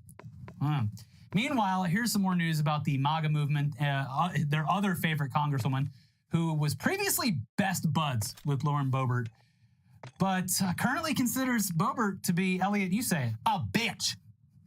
In our previous episode this week, we covered the misinformed hysteria around all these campus protests, including a bill in Congress that would essentially make any criticism of Israel be classified as anti-Semitic hate speech. This would obviously be a fucking terrible idea that goes against just basic freedom of speech, and thankfully it looks like the bill might be in trouble thanks to someone who loves bringing the Jews into conversations in a negative way. Marjorie Taylor Greene and her Republican colleagues, they realized that their own, much more legitimately anti-Semitic views could also be criminalized. Hold on now. Jeez. I was all in support of this when it meant I could throw like liberal college students in prison, but you're saying this might affect me as well? We need to turn the Jewish space lasers onto this bill and have it just burn it alive. That's right. Here's the New York Times. House Republicans rolled the bill out this week as part of their efforts to condemn the pro-Palestinian protests that have surged at university campuses across the country and to put a political squeeze on Democrats, who they have accused of tolerating anti-Semitism to please their liberal base. But in trying to use the issue as a political cudgel against the left, Republicans also called attention to a rift on the right. Some GOP members said they firmly believe that Jews killed Jesus Christ and argued that the bill, which includes such claims in its definition of anti-Semitism, would outlaw parts of the Bible. Representative Marjorie Taylor Greene, Republican of Georgia, said she opposed the bill because it would convict Christians of anti-Semitism for believing the gospel that says Jesus was handed over to Herod to be crucified by the Jews. The Jews killed Jesus thing has been used for centuries as a justification for discrimination and violence against the Jews, and it still is to this day, despite not really making a whole lot of sense. Jesus was Jewish, and Christian theology is pretty damn clear about the fact that Jesus' death was actually a good thing because it was basically Jesus offering himself as sacrifice to absolve humanity of its sins. It's a pretty central part of the whole Christianity thing that you claim to love so much. I mean, what do you think Jesus died for our sins meant? Anyway, something else, I guess. This outrage has spread among the MAGA movement, and hopefully it kills this very dumb bill, even if it's for a very dumb reason. But let's move on now to a few pieces of very American news about a very American phenomenon. People being absurdly careless with firearms. America. Let's start with a story out of Florida that perfectly illustrates the divide in this country between people who see guns as harmless props and people who rightfully feel incredibly unsafe around that first group of people. Here's local news outlet WESH. 2 people are arrested in South Florida after police say they brandished rifles outside of a daycare. According to WSVN, Miguel Ruiz and Estrella Pereira are accused of removing 2 rifles from the trunk of a Corvette in the Devon Air Kitty College's parking lot, which is located in southwest Miami-Dade. Once we found out what was going on, we went into our mandatory procedure. We did our emergency procedure where we did a lockdown with all of our children, said a daycare worker. Police say Ruiz aimed a loaded weapon at the daycare, as well as a mom picking up her child, as Pereira took pictures of the scene. A Miami-Dade police officer responded and immediately ordered both Ruiz and Pereira to the ground. The 2 were charged with aggravated assault with a firearm and exhibiting a firearm near school property. The girl said it was a misunderstanding and she didn't know there was a daycare nearby. Really, we're not bad people. We will never harm anyone or anything. We're bodybuilders, and we're into the social media thing, YouTube channel, you know, Instagram, so forth. And he thought it'd be cool to take a picture with a gun, because with muscles and guns, and it sounds really cool, like if you look at a photograph like that, this person should definitely have access to as many guns as they want. Because they're really cool, especially really muscles. Cool. The muscles, the guns, the YouTube, the Instagram. I'm just trying to get clout here. Yes. What's the big deal? I thought this was America. Your Honor. You're saying there's things I can't point my gun at? My client is a simple clout chaser. I don't know what the problem is. Yeah. You're free to go. So yeah, that's fucking stupid. Yeah. But hey, at the very least, these 2 didn't seem to actually intend harm to others, despite putting them in danger. They were in danger because they could have gone off. Yeah. Putting a daycare into lockdown. We got to get these kids started early on understanding that they're at any moment someone can walk in and just gun them and everyone they know down. Dystopian. But also, yeah, like the number 1 rule is like you don't point a gun at anything you don't want to kill. Yeah. And so just like even if it's not loaded, you have to, as a responsible gun owner, you have to assume that it is always loaded. Yeah, because anyone who sees the gun is also going to see it. Yeah. But they did. These people are more stupid than malicious. Very stupid. Sure. Stupid to the point that it is in effect malicious. On the other hand, we have this next story out of Maryland.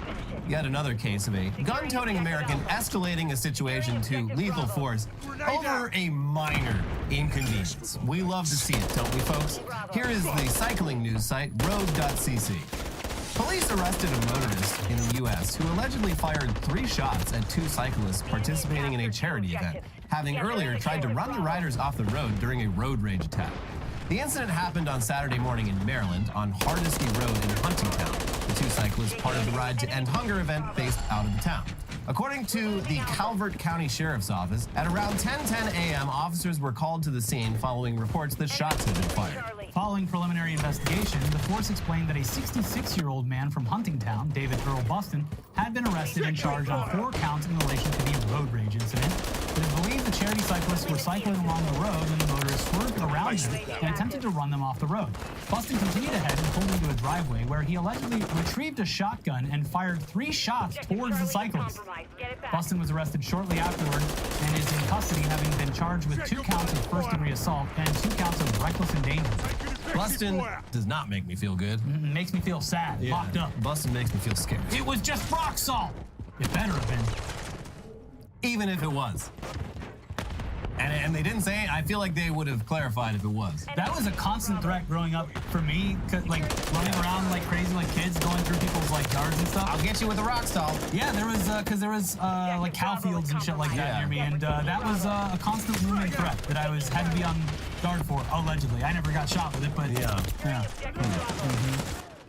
Anyway, yeah, those charges do seem a bit light, considering that most people would consider firing a gun at people multiple times to be attempted murder. You would assume that, yeah.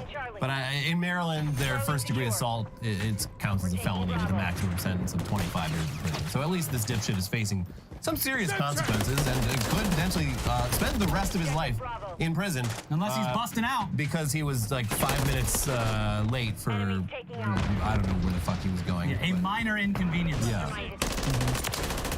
It's so crazy. Yeah. People, like, also, you wasted more time in your commute stopping and waiting for the cyclists so you could shoot at them. Like, listen, there's definitely cyclists out there who are dicks. Yes. But I'd say more often people who are just trying to get from point A to point B on their bikes are treated like in this incredibly hostile way by drivers. Makes them very angry. Yeah, that's really why I have not ridden a bike in like years. We have wonderful bike paths here that you should check out. Yeah, we do, but like there's not enough of them, and like if you're going really anywhere beyond just like in your neighborhood, you do have to like at some point get into traffic, and it's just like I've had too many bad experiences or close calls. Well, you remember when I got doored? Yeah, you got doored. I got hit by a car once. Yeah, it sucks. I mean, I flew into traffic. Luckily, it was a stoplights. People were already slowing down, but like, people just could have been a lot worse. Could have been a lot worse. Very treacherous. Yeah. But I do see the scale of like cars being dicks. Same scale on the bike paths here. If you're like just out for a walk, the bikes are like the top of the food chain, and they are fucking assholes. Yeah, I mean, some of them, not all of them. I Obviously. understand where the aggression comes from, but like, yeah, so many of them take it to a point where, like, yes, you do run the risk of people just associating bicycles with assholes. The worst are the bikes that are just actual motorcycles that they take on bike paths. They're just electric motorcycles. Yeah. It's They go kind like of dangerous. 50 miles. It's kind of dangerous to blow by someone going 50 miles an hour. I've seen so many close calls with people walking their dogs. Yeah. And yes, they should absolutely be more attentive of their dogs on a bike path. On the other hand, dogs and kids are unpredictable sometimes. Yeah. And if you're going that fast on a fucking bike path, bad things could probably happen. The speeds on those electric bikes, that's for the road. You can use the road. Also, they weigh like 10 times as much as a normal bike. What a mass. Anyways, that guy's going to prison. Yeah, good. Yeah. Anyway, it's time headlines. for the headlines half of the show. We have the beautiful, lovely headlines half of the show, where the news is from around the world. It's weird, it's wet, it's wild. You did a good job. And yeah, here we go. Starting with Louvre considers moving Mona Lisa to underground chamber to end public disappointment. It is kind of underwhelming. The thing about the Mona Lisa is, like, we all know what it looks like. You can see a picture of it. It's really not even that impressive in digital form. Like, did you think there was going to be something special about it that you can only see in person? No, it's actually even worse in person because it's small. It's like 18 by 24. And yeah, I don't even think it might not even be that big. Yeah, I actually might be exaggerating, but like, I saw it in person once on accident. I was at the Louvre, and there's so much to see there. That's like massive. There's so much to see at the Louvre in the ancient history stuff, the art stuff. And yeah, I'd spent hours in there, and I was finally like, oh fuck, like look at the time. I should probably at least like take a stroll through the Renaissance art section. And so much great stuff. So many lovely works of art, and I'm walking and I'm like, what the fuck is going on over here? And it's just this crowd of like 200 people, all with their fucking phones up, taking pictures of the Mona Lisa, or like waiting in line for like a selfie for like an hour just to like stand in front of it and go like this. Yes. It's very strange. So they're talking about putting it in this giant chamber underground, this giant room with just the Mona Lisa on the wall, so it won't disturb anyone else, and also it won't attract anyone who isn't already like, I need to get a selfie with the Mona Lisa. You should, they should do like the Vatican, where they don't let you take pictures of it. That would never work though. Like, because even in the Vatican, they bring you into an area that is controlled. Well, even in the Vatican, there's people constantly trying to do it. Oh yeah, I know. They have to keep yelling at them. Stop it. Yeah. And and like, it just wouldn't work with the Mona Lisa. Yeah. They need like bouncers. Yeah. But it is a fascinating site, folks. If you ever get a chance to go down to the Louvre. It's a tremendous museum. And it's just very funny to see. It's like at the Rembrandt Museum, there's the one Rembrandt that everyone goes to see. I can't remember the fucking name of it. It's gigantic. The Night's Watch, something like that. Anyways. They're all good. People are literally just congregated around that. And it's kind of nice because you have the whole rest of the museum to yourself. That's weird, man. Yeah. Anyways, put them down in chamber. Yeah. To fend off tourists, a town in Japan is building a big screen blocking the view of Mount Fuji. Wow, tourism ruins everything. You got the Mona Lisa going into the underground. Yeah. You got a big screen that's going to block the view of Mount Fuji. This is just like some random small town that like no one gave a shit about until like influencers realized it has a great vantage point from Mount Fuji. Like, and it's like a one-road town. So all these people started fucking showing up, and like it's just causing like chaos in the town. They're like, fuck it, no, we're just gonna build a giant like veil so no one can see Mount Fuji anymore. How do you like that? Get the hell out of here. Again, the movie The Last Tourist, you should definitely watch, at least so you're aware of like how much it sucks to be a town where people just have come in and ruin it. Specifically towns that aren't built for tourism. Yeah. Yeah. Yeah. Like all those islands off of like Thailand or whatever. Yeah. Yakuza lieutenant arrested in Tokyo for stealing Pokemon cards. I mean, pretty cool. Yeah, I mean, it sounds ridiculous at first until you realize that Pokemon cards are, that is basically currency. I mean, yeah, in some cases more valuable than... Untraceable. Yeah. No serial numbers, unlike cash. So, are there not? I don't think so. I don't know, maybe there are. I feel like if you get it graded, there's... I don't know. Maybe the ones that are so maybe the rare, holograms have some sort of hidden. Yeah. But yeah, the Yakuza, I mean, they're not entirely just in the business of busting skulls and running protection rackets. They are very diversified. And I guess one of their revenue streams is stealing Pokemon cards and reselling them on the black market. Yeah. I'm a card dealer. I have no affiliation with these gangs. When you first join the Yakuza and like they cut off your finger and they can get like do all the rituals and stuff, they're like, all right, well, no, you're not doing any cool stuff. You're gonna go sit in that room over there and open these packs of cards. And got holograms on them, you put them in this pile. And even don't put them in this pile. And we're watching you.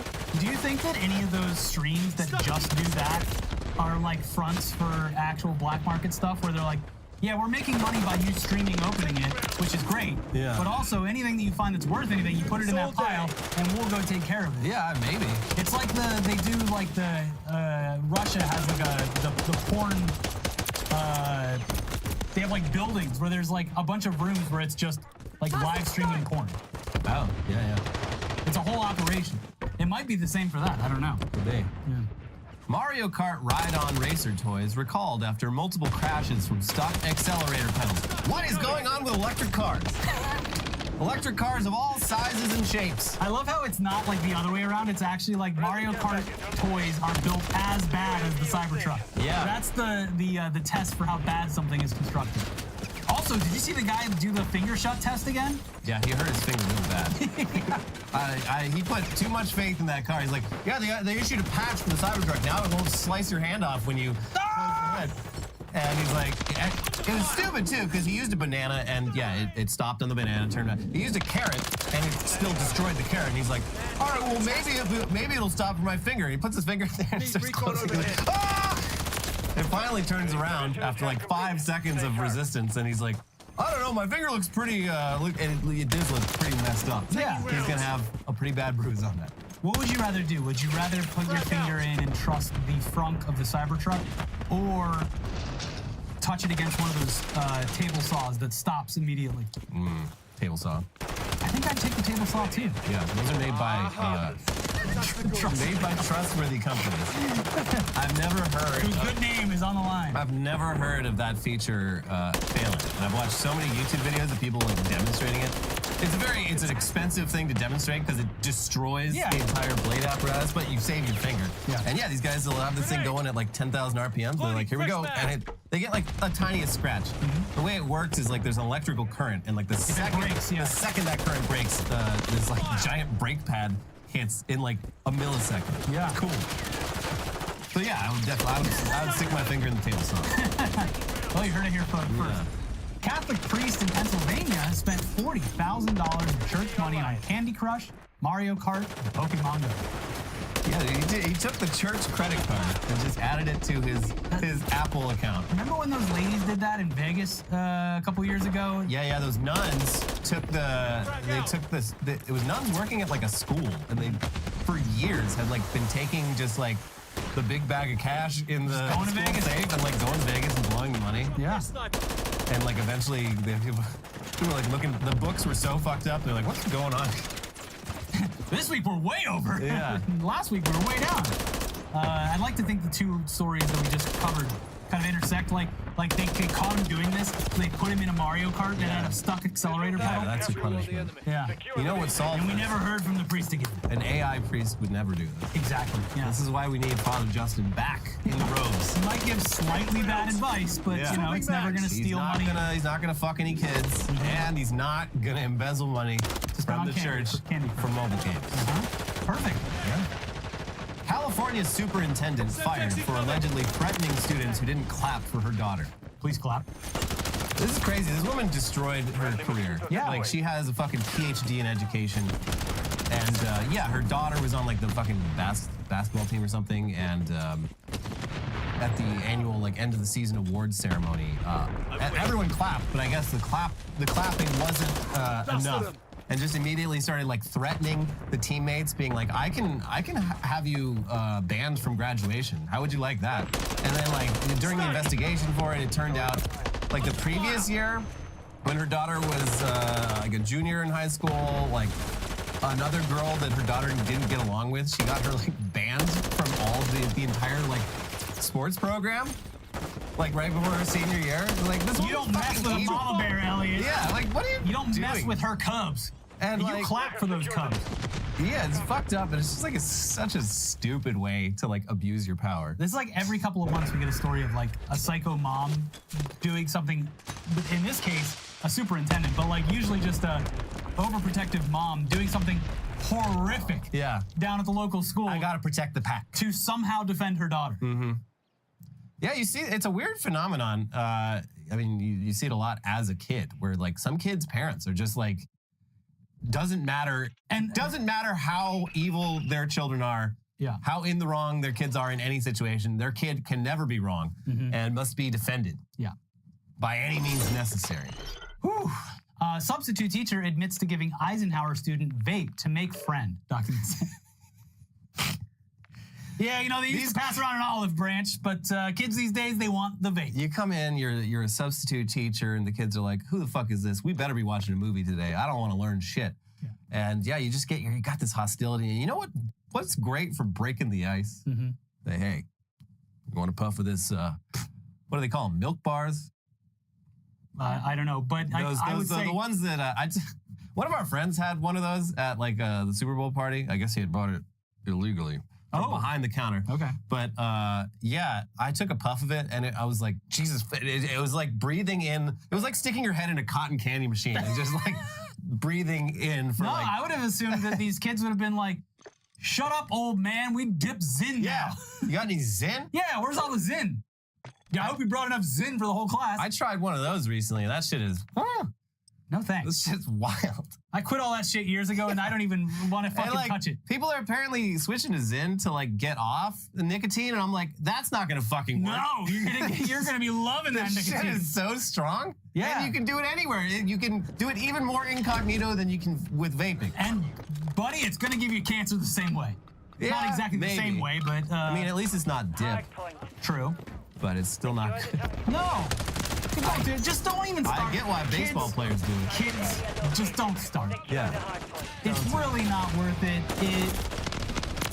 Look, does it like bring the group together? Does it make you look really cool? Does it make you look really cool? Does it bring you together with your friends? Does it give you a reason to like go outside on breaks at your job? Does it offset? Is it a great way to meet friends? Yeah, if you're getting hunger pains, is it a good way to offset those hunger pains? Absolutely. It's a great way to keep you below your target weight. Yes. I am telling you right now, don't fucking do it. Don't do it. Don't. It was a terrible addiction, and I am happy that I do not do it. That's right. Don't smoke tobacco. You heard it here, folks. There is no good reason other than the various good reasons we just gave. Also, weed is everywhere. And even Joe Biden's like, give him the weed. Yeah. So, there's no reason. Look, this is a good time for weed. Yeah. My friend went to, my friend worked at a convention. At the end of the convention, I guess one of the booths was, for a distributor of THC beverages. So she got just this giant box of free weed drinks, and she's like, I don't want this. Do you guys want this? I'm like, hell yeah. I've been drinking they taste like cocktails. It's amazing. Yeah. They're like little cocktails with you know exactly how much THC is in it. Yeah, it's like Absolute Ribbon makes them as well. But Yeah. there's no alcohol in it, it's just weed. Yeah, no, these don't have alcohol. Yeah. They taste like they do, though. But it's like 5 milligrams. It's like the perfect amount for it's the end of the day. I want to sleep nice, but not still feel high in the morning. Yeah. Yeah, it's great. It's a great time to switch to marijuana. But you just missed 420. Every dispensary in LA was just just take everything. Yeah, but they don't have lime and shit. That was crazy. At 6 in the morning, there You was can a get it line. any day. Anyways, Pennsylvania man receives $34 billion tax bill. IRS investigating. Yeah, that does seem a bit unusual. We will look into that and get back to you. Yeah. Just make sure that you don't, in fact, owe $34 billion. Yeah. Because, there is... You probably didn't, but just quick question. Did you make $100 billion last year? Because if you did, this would kind of line up with the tax. Oh, you did? You did? Well, we're going to check on that and make sure. Just in case, we're the IRS. Yeah. Just got to dot our I's, cross our T's. We'll get back to you. But I'm sure it was a very stressful letter to get in. They said, the official IRS form, the number was so long that it was... Yeah. And, the guy seemed to be in good spirits. He's like, this is so high that it's, ridiculous. Yeah, it's not even, worth worrying about. He's like, Wesley Snipes has nothing on me. That's a callback to, 20 years ago. Wesley Snipes owed, an insane amount of money to the IRS for not paying his taxes for 10 years. Chiropractor thrilled to adjust largest neck in the world. Did you do a running jump to do it? It was a giraffe. Yeah. Oh, it was a giraffe. Yeah. Wow. Just this guy's apparently an animal chiropractor, which, any chiropractor, get the fuck away from me. But especially a chiropractor working on an animal, no. Get the hell away. But I guess they had this giraffe, and they could tell that it hadn't turned its head a certain way in a while, so they called up the animal chiropractor. And luckily, a giraffe is so fucking big that it would probably be impossible for this man to kill the giraffe the way that chiropractors often do. Do not do it. Don't risk it. But seems to have done the job. The giraffe seemed pretty happy about it. In this case, chiropractic worked out. But it's only a matter of time. I'm sure the animal acupuncturist that was standing there with the needles was like, it was almost my time. I was going to prove myself. The cupping guy is right behind me. Yeah, people only go to a chiropractor when, shit gets to that point. And, at that point, I understand, you're just looking for anything that fucking works. Yeah. But if you want to avoid that shit, just use a foam roller, a couple days a week. You will never. I started doing that like a few months back. I have not had back problems since, like at all. I'm just saying. And final headline. Cher says, I date younger guys because men my age are all dead. I think statistically she might be right. Yeah, she's 77. Yeah. Average male age is what, 70? Her boyfriend is 38 years old. Good for her. So that is a problematic age gap. And she went on Twitter, of course, and used a million emojis to let people know, I don't care I don't give a shit what you think about me and the man that I love. The man that I love right now back in the day, Cher, she did a lot of guys. Not just Sonny Bono. Did Ray Ballman. I'm drawing a blank. She was a hot commodity, folks. She was. I feel like you said he was 38? Yeah.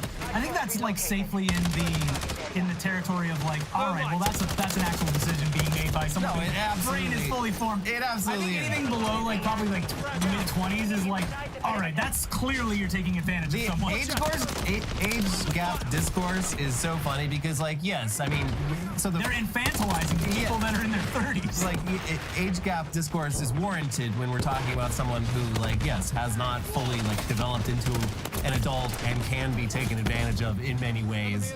But yeah, it's like, once you pass that point, they're both probably getting something. Yeah, like a 38-year-old and a 77-year-old. It's a bit unusual, but I'm sure they're both getting plenty out of the relationship. Yeah, it's not my business. But he does have to go through those draft tweets and tone down the emojis a little bit. No one talks like that. But the chussy makes it all worth it. The Cher vagina? The shussy. Shussy. That's shussy. Okay, that's it for today's episode. If you want a much more serious episode to watch, we did do a news up episode all about the college campus protests. But make sure you like this video first of all. Yeah, please hit the like button. I think we forgot to do that last time, and oh my god. What? Could have been a disaster. But enough of you made sure to do it anyway. Yes. Thank you. And then go back and like the other videos too. Make sure, go back to every single video we've ever posted. Make a day of it. I was watching the protest one specifically because that one is one that I'm actually worried about getting. It does seem to have stalled at a certain point, but I think that's also because I'm paying more attention to it than normally. But make sure you're liking the videos. It makes us very happy. If you're feeling frisky, say the first of the month just passed, you probably got paid. Hit the join button.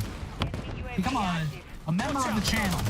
But yes, we do have the protest video up there, and we have another video if you want some more lighthearted, fun stuff. Well, not fun, but we make fun of it. The AI video from Tech. Yeah, that story is also horrible. So yeah, a bunch of horrible news. Check it out. Bye. Bye.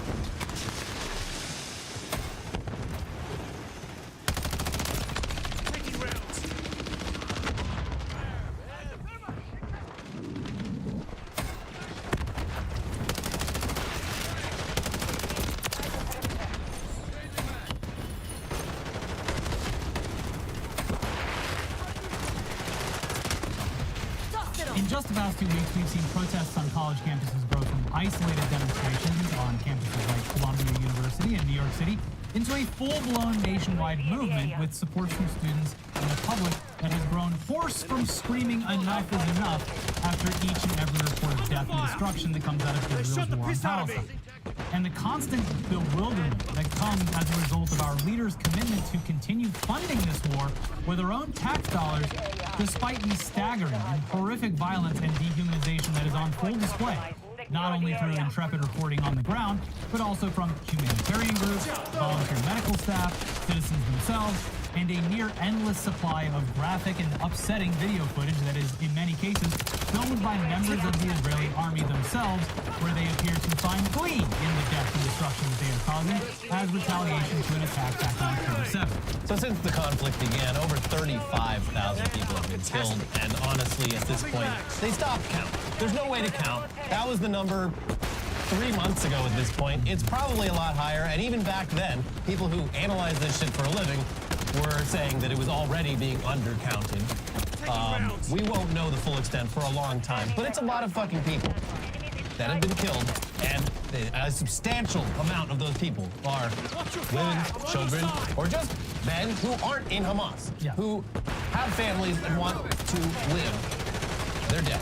In addition to that, nearly 100 journalists have been killed, alongside over 200 humanitarian aid workers.